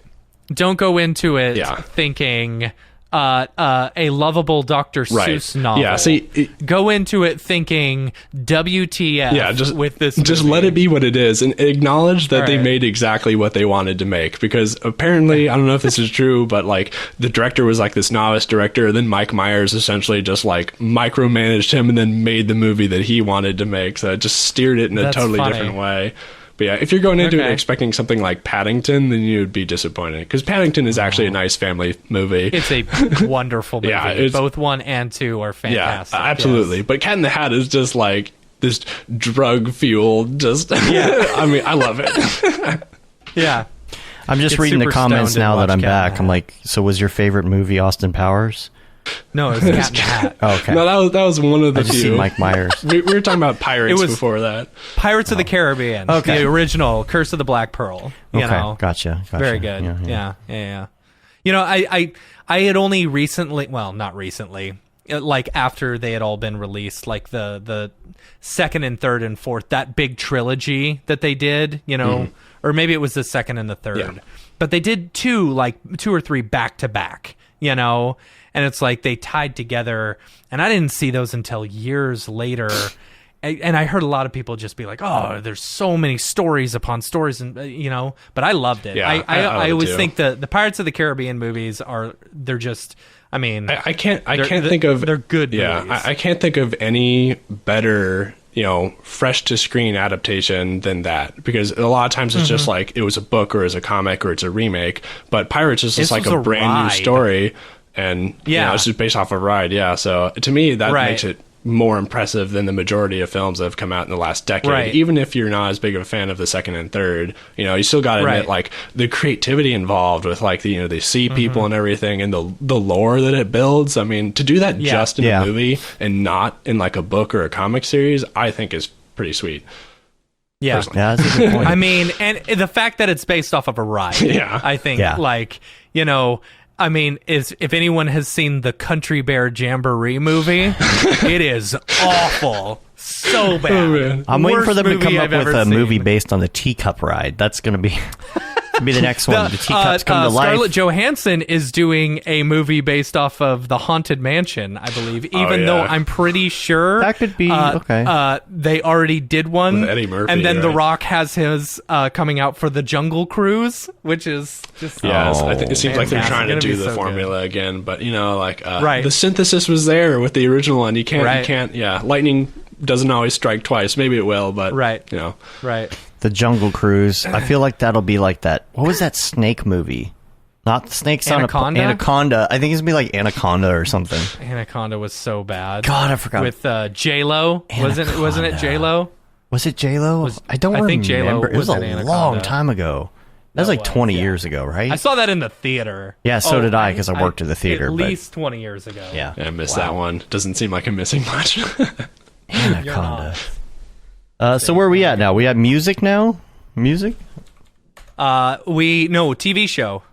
Oh, did you already do music or no? I just did No, we movie. have music next. Oh, yeah, music's next. Well, I listen to a bunch of weird 25 years ago, Dave. God. stuff. What is 25 years ago? Anaconda? Oh, damn, that's old. No Yeah. way. Oh, man. Yeah. Okay. Sorry. I'm Surprising. old. Yeah. God, J-Lo. there's It a was storm. There's J-Lo. a storm building right here, right now, really big. I really hope it doesn't like take out our interwebs. Big, exciting way to end. Yeah, Right. Go out with a bang, literally. Music. When you're working and when you're not working, do you listen to the same thing? I generally don't listen to music when I'm working. Sometimes I do if it's going to be like, I know I'm going to be pushing buttons for a while and I don't need to think about it. Then I might even turn a podcast in if it's like really, like grunt work sort of stuff. But if I have to think about it, I don't listen to music. I listen to a bunch of different random stuff. Like my Spotify, like year in review thing, it's just like, it was like Philip Glass, which is like this, a symphonic composer. And then there's like King Gizzard and the Lizard Wizard, which is like this Australian psychedelic rock group. Why do I know? I know that. That sounds like something Matt would listen to. Yeah. You might, I like them a lot. And then there's also like, Kanye West, and then like Vaporwave or something. I don't know. That's the problem with like putting things just on ambient, like listening to chill hop on Spotify, is it completely skews those results. You're like, don't you wish you could take the chill hop out of it so that all your recommendations weren't all like whatever random genre you put on in the background? I mean, I generally pick things explicitly. It's just that I have like certain feelings and like vibes that I want to, like when I listen to music, it's like because, maybe if I want something that's more intense, then I would go for something like, Carpenter Brute or Perturbator. If you know those guys, it's just kind of like, I don't know if you know Hotline Miami. There's that game that came out, it's very like heavy, synth kind of grungy, rock stuff like that. Or, I don't know, something even like Death Grips, which is loud and it's like loud rap yelling. So it's just like whatever I feel like at the moment, that's kind of like I'll find something that matches that. My problem is that I end up getting like, oh, your top song of the year was the song that we play to intro the Mograph podcast. It's like, okay, can I exclude some of this stuff, please? Yeah. My top song of the year was The Wheels on the Bus, because it's the only thing that will put my kid to sleep. That's why my daughter has her own Spotify account. My kid Smart. does too. Yeah. When you mentioned podcasts too, what kind of podcasts do you listen to if you do? I will generally listen to things if some kind of scientist or like mathematician or technologist, whatever it is, that's largely what I listen to. I don't like listen to any particular podcast regularly, and I haven't really gotten into any of those. I know there's like one that's called like Reply It or something like that, right? Big one. Reply All? Yeah. Some people have sent me a couple of those, and I thought it was enjoyable. But a lot of times for me, the podcast thing is because I'm interested in hearing about like what a different industry is like, or largely that kind of stuff. Yeah, I hear good things about Reply All. I haven't had a chance to even check it out yet, but I think that's the name of it. If we're thinking of the same one. Yeah, I believe we are. Yeah. Now circling back to the TV shows now. Kevin, looking at you. Kevin, where is he at? You already said it, just in case. Yeah. Hi, my name is Sashia Dumont. I'm a writer, actor, and filmmaker. Hi, my name is Paul Robinson. I'm a director, DP, and filmmaker. We are the creators and hosts of the Go Gorilla Filmcast, an online source for all things indie film. We are a husband and wife film team and co-owners of Send 3 Productions, and we started this podcast for filmmakers like ourselves who were producing on micro budgets with skeleton crews. Go Gorilla is a weekly podcast that features various talents in TV, film, and web series productions. We've interviewed filmmaker powerhouses like Kestrom Pantera, Richard Raymond, Alex Ferrari, Cassandra Ebner, and Ryan Connolly. Amazing actors like Hannah Ward, Lou Taylor Pucci, Chris Wataski, and Eileen Gruba. Groundbreaking cinematographers like Jody Lee Lipes, and Jessica Lee Gagné, and many more. We also offer weekly reviews of our favorite films and shows, which vary from low-budget first-time filmmakers to A-listers and everyone in between. Go Gorilla is proud to announce that we have officially joined the Mograph Podcast Network. So if you love filmmaking as much as we do, tune in every Sunday for a new episode of the Go Gorilla Filmcast. Your source for all things indie film. Now available on the Mograph Podcast Network. TV shows. What TV shows do you listen to? Do you watch? Presently, the roommates and I have been watching Ozark because I hadn't seen it and they all had, and they really liked it, and I've been really enjoying that so far. I think it's been super well written, so I've enjoyed that. It's definitely like a kind of spiritual successor in some sense to like Breaking Bad, but it's more it's a little bit more granular and everything. So I thought that was pretty cool. I also checked out the Castlevania animated series more recently, just because Yeah, I wanted to how look was into it? that. The animation's pretty great, and I enjoyed watching it for sure. And I don't generally watch too many. I've been watching all the Marvel shows just because I think they're. I like to do these like fun popcorn movie kind of show things too. Loki. I'm enjoying that one too. Yeah. So good. I hear good things for sure. Oh my I gosh, haven't seen it is the best show on TV right now. Yeah. It's so good. Yeah, I'm excited to see where that goes. And Has anybody has anybody done an Ozark mashup with Arrested Development? that'd be a good idea. Yeah, Like a fake. You know what I'm saying? That would be funny if they could figure out a funny way one of to those do like that. trailer kind of edits where you make it something else. Right. Yeah. That's You funny. could do that for sure. And beyond that, there's also just Rick and Morty came back, so of course I'm watching those. Yeah, Yeah. obviously. Yeah. Me, Was there a new one last night? There I don't was. remember. I need to rewatch Okay. it. I was haven't watching like watched a it. few days after the fact. Yeah, I never watch anything live. It's Yeah. always the day after because I don't want to I pay for cable, but it's such a pain to deal with cable and like the hookup and everything for your cable, and then it's all on Wi-Fi. It's not directly connected, so it doesn't even work half the time. So I just wait a day. yeah. I'm fine with Yeah, it. I just use Matt's login and. No, actually, I have just for Rick and Morty. I have a YouTube live account so that I can log in and watch it. We watch it live. Like there's something very old school about 10 o'clock on Sunday. Yeah. We're gonna be. Yeah. You got to be there right when it starts, or you got to miss it, or you got to wait until 1 a.m. to catch it again. Yeah. Time's gone by. Yeah. Yeah, but the one they had, I think last week with the superhero woman that was supposed to be like Captain Planet. Captain that was a Planet, yeah. great episode. Yeah. That was a good episode. Yeah. Yeah. Yeah, I always love how creative they get with some of these episodes. Like the concepts are always fun. Yeah. Let's see. We jumped around a little bit, so let's see. I'm going to go to, without mentioning a render engine, what is your favorite plugin to use? Well, Xparticles is always cool just because it enables you to do Xparticles, particle stuff better or more easily than you would otherwise be able to do.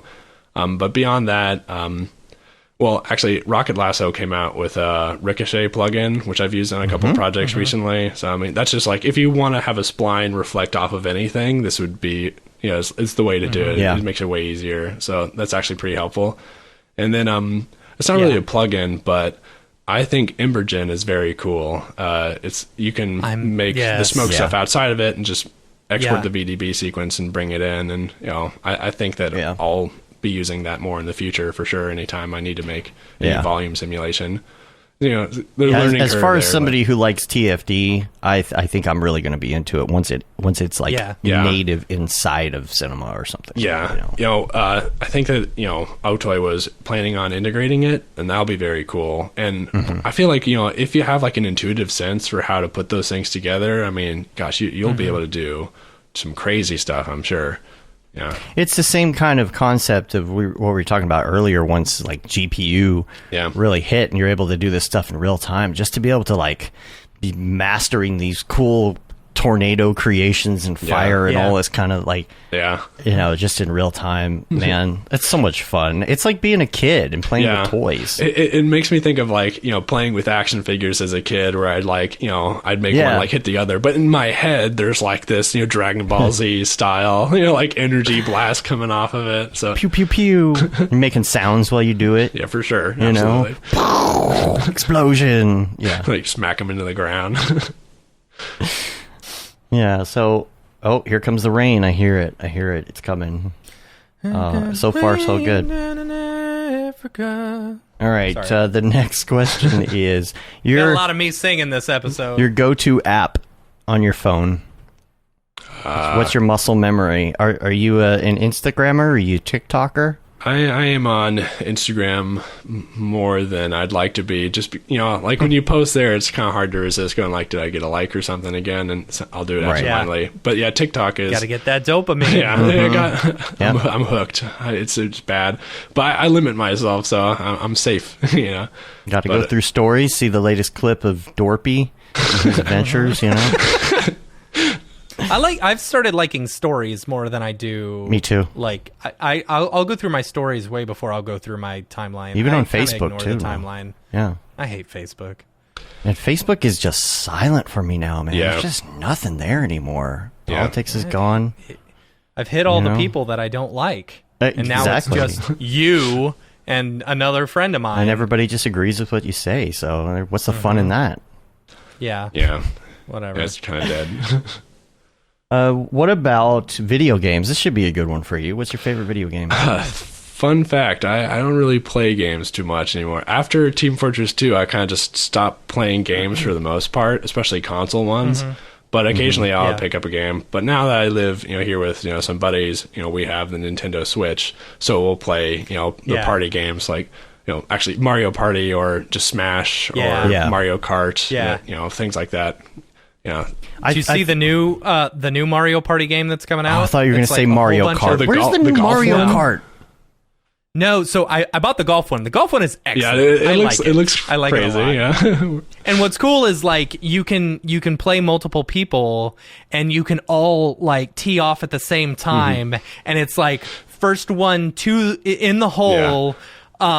First one in the hole in the least amount, wins, and it's very cool. And you can like run along and kick their ball and stuff like that. Yeah, I was like, wow, It's really I've never cool. been interested in a golf game before. right.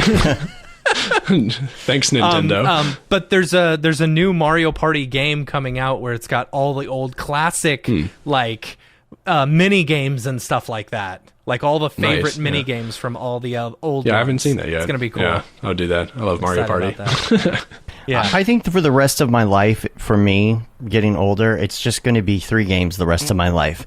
The most current version of Halo, the most current version of GTA, and the most current version of Mario Kart. And that's about it. Yeah. Yeah. Well, Yeah. I can't really see much coming down the pipe that I really like get into like that anymore. I've been following this guy on TikTok, 1980s gamer on TikTok. He like talks about all these old NES games, and he live streams all the time, and he's been playing Super Mario 3. So I just the past couple days I downloaded an NES emulator, and I wanted to make sure that it specifically had like cheat codes in it, so that I could cheat, because Of course. these NES games are hard AF. True. They are so hard unless you spent like hours and hours and days and days and days like memorizing when you needed to jump and when you needed to hit and stuff like that. Those games are hard. So I played through like 3 games the other day. One of them was Ninja Gaiden, which Oh, I don't know man. if y'all ever played Ninja Gaiden Is on it the Gaiden or NES. Gaiden? I hear people say I it don't both know. ways, and I never knew. Ninja Gaiden. That's Ninja Gaiden. Yeah, I don't Yeah. know. It is the hardest game I've ever played in my life. I had it to where More than Cuphead, like, huh? More than Cuphead, yes. Cuphead was hard in the fact that it was like, like it was repetitive, but this one was hard in the fact that like glitches would mess you up, or they were purposely sending as many bad guys to you as possible. I had invincibility, so I couldn't be hurt, but you'd still you react to hit. getting Yeah. hit and stuff like that. These freaking birds, man, they come out over and over and over again, and you're like, how am I supposed to do anything? So with this, you also have the ability to hit R and L on your controller, and it will rewind time. Nice. Nice. So like, I eventually would end up dying because I would run out of time trying to get past the level, but it took me like an hour to beat the game. And then I played Legend of Zelda, like the original Zelda game, with infinite hits and stuff like that, and I never lose power, and that was such a fun game to play. These games are so much fun when you don't have to worry about dying. It's like I enjoy it for the adventure. And speaking of losing power, I don't want to lose power here. We're boy. going to have to keep moving before this storm hits, so we're going to be in trouble here. Is it really that So, bad? This little area right here is, it's pretty bad. So hopefully everything's good here, but I hear a lot of thunder. Okay. Life hack. This is the tough one, and the example we always give. Mitch Myers, turn the toaster on its side for some bomb-ass grilled cheese. What's your life hack? And it doesn't have to be something like that. It could be something in productivity or something a little Yeah, I don't have anything, clever like that or fun, but for me, I have really enjoyed focusing on like habit building and also meditation. Those are two things that I've found very beneficial to integrate into my life, which has been in the past few years. So I was like, even just like 10 minutes a day of meditation stuff is, great. You can follow anything that you find on YouTube if you don't know what to do with it. And then for habit stuff, there's a book called Atomic Habits, which I thought was very helpful. And that's kind of like informed a little bit of like how I manage my mornings, for example. Like one of the concepts is habit stacking, where you do something and then you do something immediately following it. And then, when you reinforce that link from, one activity to the other, just, you don't have to think about it all. It's like every morning I get up and I go downstairs and I sit on the couch and I draw on the iPad for 30 minutes to an hour. And then I do some reading and then I'll do like a workout after that. And so, that pretty much guarantees I get those 3 things done each day. Your morning is not filled with like just emails and phone calls. I had a conversation with Jeremy. No, I had a conversation with Jeremy about this the other day. I was like, sometimes I feel like on the weekends when I have nothing to do and I end up sitting down and just getting in cinema or something at like 9 or 10 in the morning with my coffee, I actually do pretty well and I actually enjoy it. And I'm like, I wish I could do that during the week. And it's like, why can't I do that during the week? Yeah. Why don't I just spend 2 hours in cinema from 9 to 11 in the morning and then answer the emails? Yeah. Yeah. It's so easy to forget to have fun with it, just because you're focusing on all these different things or whatever it is. So, yeah. Anything That's that takes that, like, some of the workout. advice that... Sorry. I was going to say, just anything that makes it so it's just easier to get into doing something and starting it is super helpful. Yeah. Yeah, it's something that Simon Homedal said when he was on the show, is that when he was starting to learn Houdini, that's what he would do, is start the morning with like 2 hours of Houdini. That's a hard thing to do before you do your job. But it's a great way to do it, for sure. Yeah. Yeah. Man. Yeah. All right. That is all the Mograph recommends. So, Matt, are you ready to do the drop? Almost. Almost. My interest. All right. Almost. Drop. Is this the fucking mic? Drop. This is exactly what I should be doing.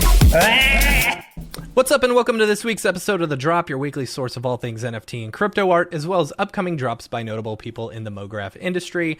I'm Matt Milstead, as joining me as always. I always mess up that part. Joining me as always, Dave Koss, and then joining us this week, Joel Thomas. So, some good drops. I don't know. It's kind of an off week. We got one good. It's summertime, good.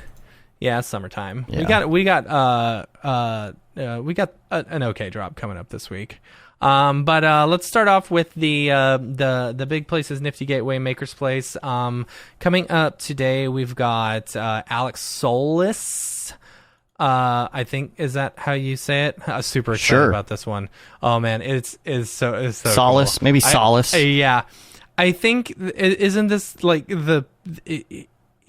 Alex did one previously with like the pooping things. I think that was them. I guess you can't view that in China. But yeah, they're okay with the poop, but I not think the this poo one is himself. cool. I That's the problem. really like Alex's work.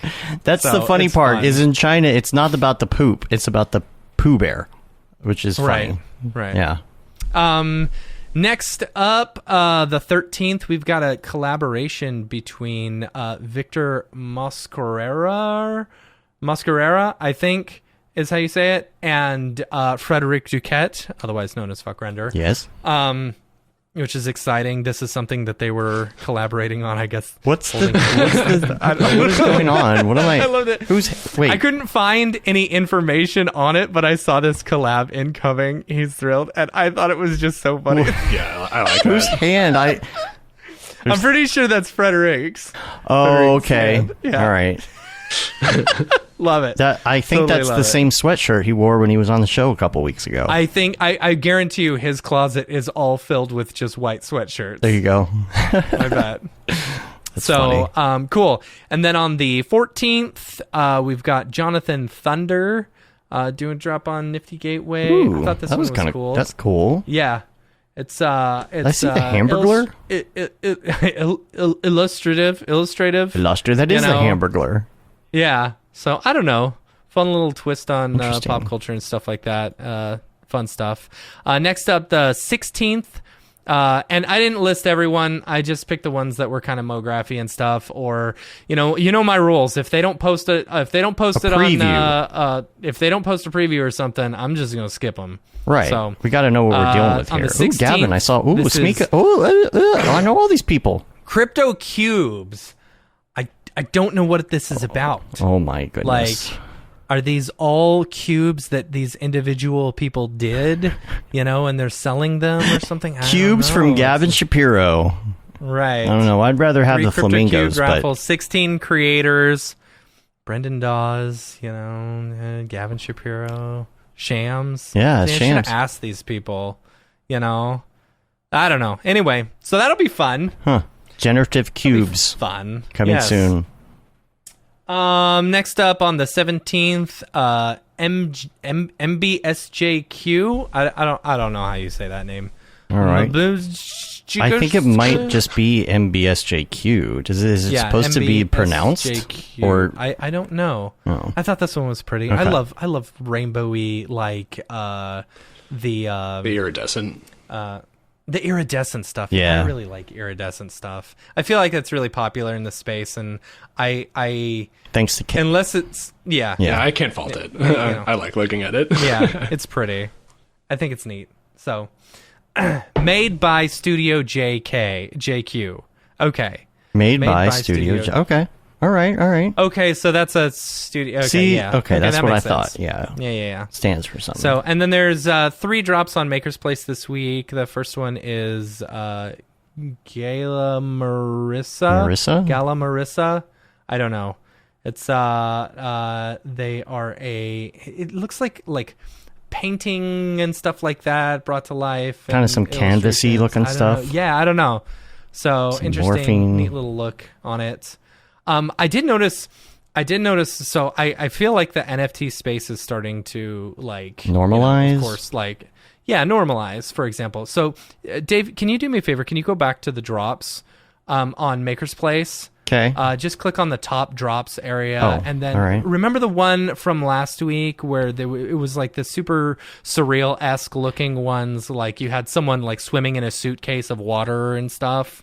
Can't remember who that artist was. Kind Let me of. see if I can go there real quick. But I've noticed, with a Oh, lot of the packaged drops- Holidays? Is that what you're talking about? Yes. Yeah, yes, it's right here packaged next holidays. to David Oriev. Oh, there you Yeah, go. packaged So, I've holidays. noticed that, a lot of Perry pieces have been going for less money. And these were stuff. nice. And yeah, I know. See, there's even one remaining on this marine cooler one, and Yeah. it's cool. Yeah. I don't know. I really liked this one.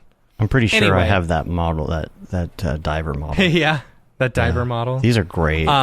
This is really yeah. I love this Christmas tree one, the ski one in the suitcase. It's Yeah, pretty it's cool. fun. It's really, yeah. Yeah, but are you saying? Are you talking about the prices normalizing a little bit? Yeah. I've seen that the prices have kind of normalized Yeah. and stuff like that, which is cool, and it's good to see that happening as a collector. I haven't bought a lot lately, because I've been kind of waiting for this to normalize and stuff like that, as well as a few other, personal reasons, whatever. But yeah. So, yeah. Anyway, okay. Next up, we got. Sorry, Kevin texted me and really threw me off of my About Breaking Bad or The Wire? Let me just. I'm gonna send this in the chat because this is. You're gonna have to bring this up. So I might as well send it to you now. Okay. But we'll go to the next one. The next one is Carl Lagasse. I believe it is The dollar? The $1. Yeah, I see. Here's the thing. Here's my problem. I don't know enough about actual fine art. Is this somebody who's coming from the fine art world? Is that why you're saying that? Yes. So Okay. yes, it's a French painter. Okay. And so I believe he did this piece called Dollar or something with the dollar, and it became very famous, I guess. It was like a sculpture of a dollar, right? Okay. It was very well known, All I right. guess. So it's like a digital version of that. So it's the digital, Okay. right? Gotcha. Okay. It's like, I don't know, whatever. So that's cool. And then the last one is corn. Oh, yeah. Why not? corn. Who's heard of corn in a while? It's been Yeah. like 20 years since I heard of corn. Corn and Dreamonaut are doing a collab together. And I'm very upset that there is no actual music on this. The work looks cool, Is but this? I've seen a lot of these, like, where there's no music, and I'm like, isn't that the I point? don't know. But where's the uta ata ita ata Yeah. ita? Yeah. Uta ata ita Yeah. ata ita. Yeah. That's what I need. I need that. When I think of corn, I think of that, and I think of Adidas. So anyway. so I guess they just collaborated on the idea and not necessarily with the music. I guess don't know. Weird. I don't know. Anyway, Yeah. it's funny. Yeah. So yeah. All right. We've got some friends go, actually that Jonathan. have some drops coming up soon. But Yes. Oh, did you want to? Did you see the chat? Look at the chat. Okay, so Yeah? apparently, if you want a free Space Jam NFT, Okay. nifties.com/event/Space Jam #free-NFTs. And you get it for free? I don't know. It's going it's not loading. But Kevin just sent me that, and he said, if you want a free Space Jam NFT, here it is. Oh, see, we took down their site with all 3 of our listeners. Right. Yeah. So, I don't know. I would really like a free Space Jam NFT. I hope the NFT looks like their old 1990s website. Is it going to be, is it old Space Jam or new Space Jam? I have no idea. Okay. I have no idea. All right. Well, we'll make sure to link to it in the show notes at least. Yeah. Yeah. Here, let me... Oh, boy. Space Jam. Hi, Dorpy. Hey, Matt. What's up? I know I haven't been talking about NFTs much lately, but it's the summertime and it's hot. Mm-hmm. I've just been sitting around watching Netflix and eating popsicles. Popsicles? No. Yeah. So, Netflix, I'm really enjoying Star Trek because I, too, like to go where no one has gone before. No, what? Like, I'm talking about the bathroom. Oh, okay. The bathroom. That I was an poop okay joke. in places. Yeah. Anyway, I gotta cut it short. I'm gonna get out of here. I gotta go to the Apple store, and I gotta fix my phone. I'm having a problem with the caller ID. Oh, gosh. Oh, man. That was a stretch, dude. Okay, bye. All right.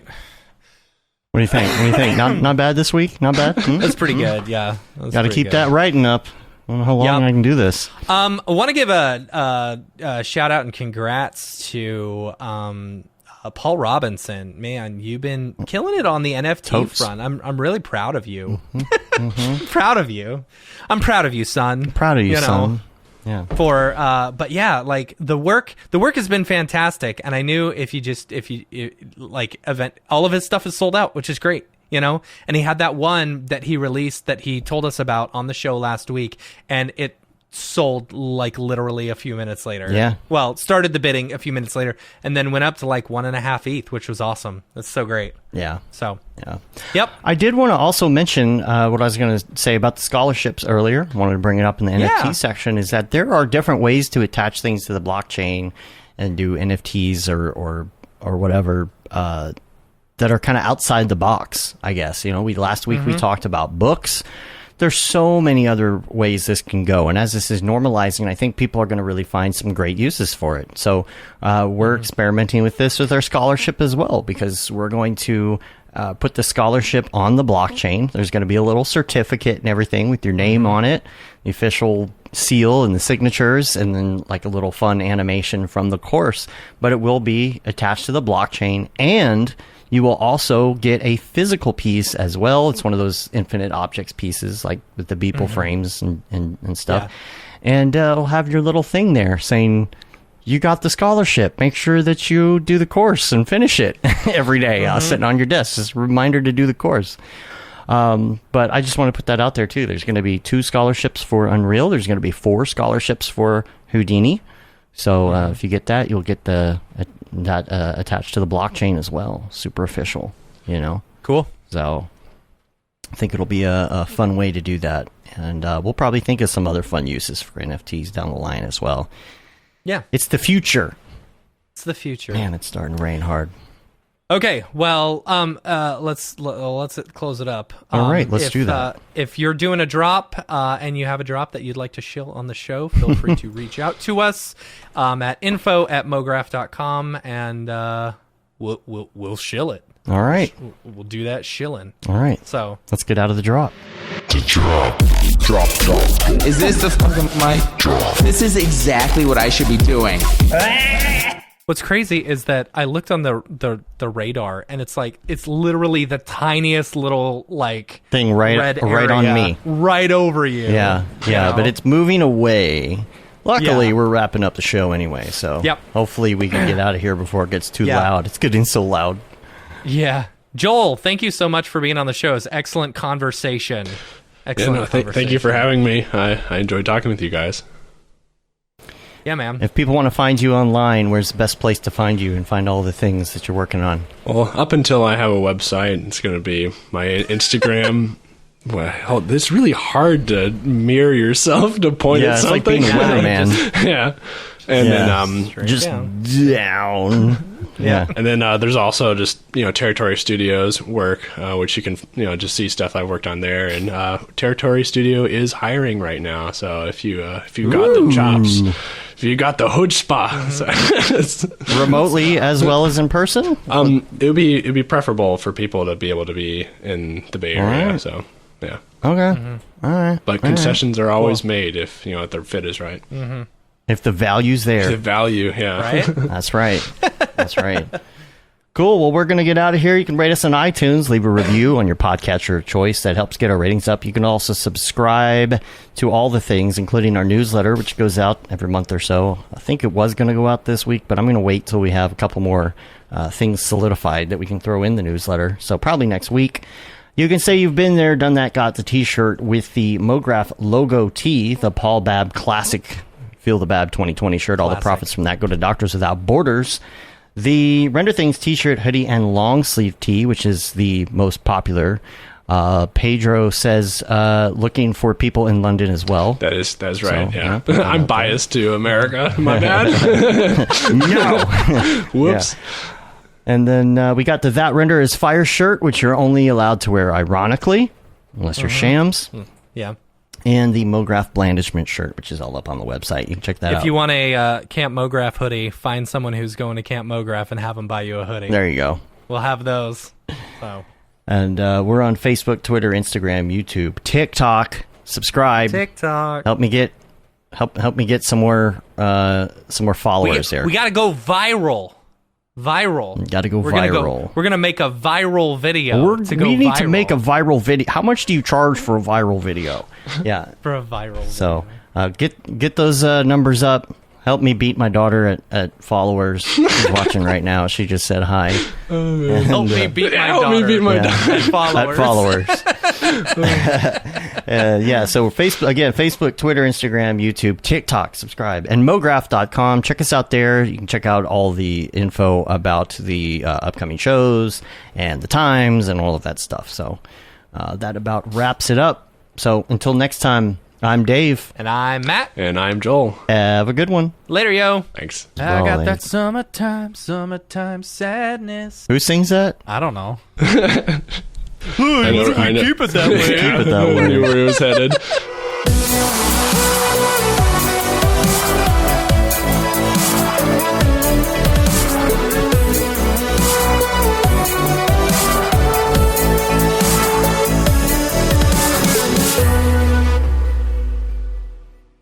Pretty good, I guess.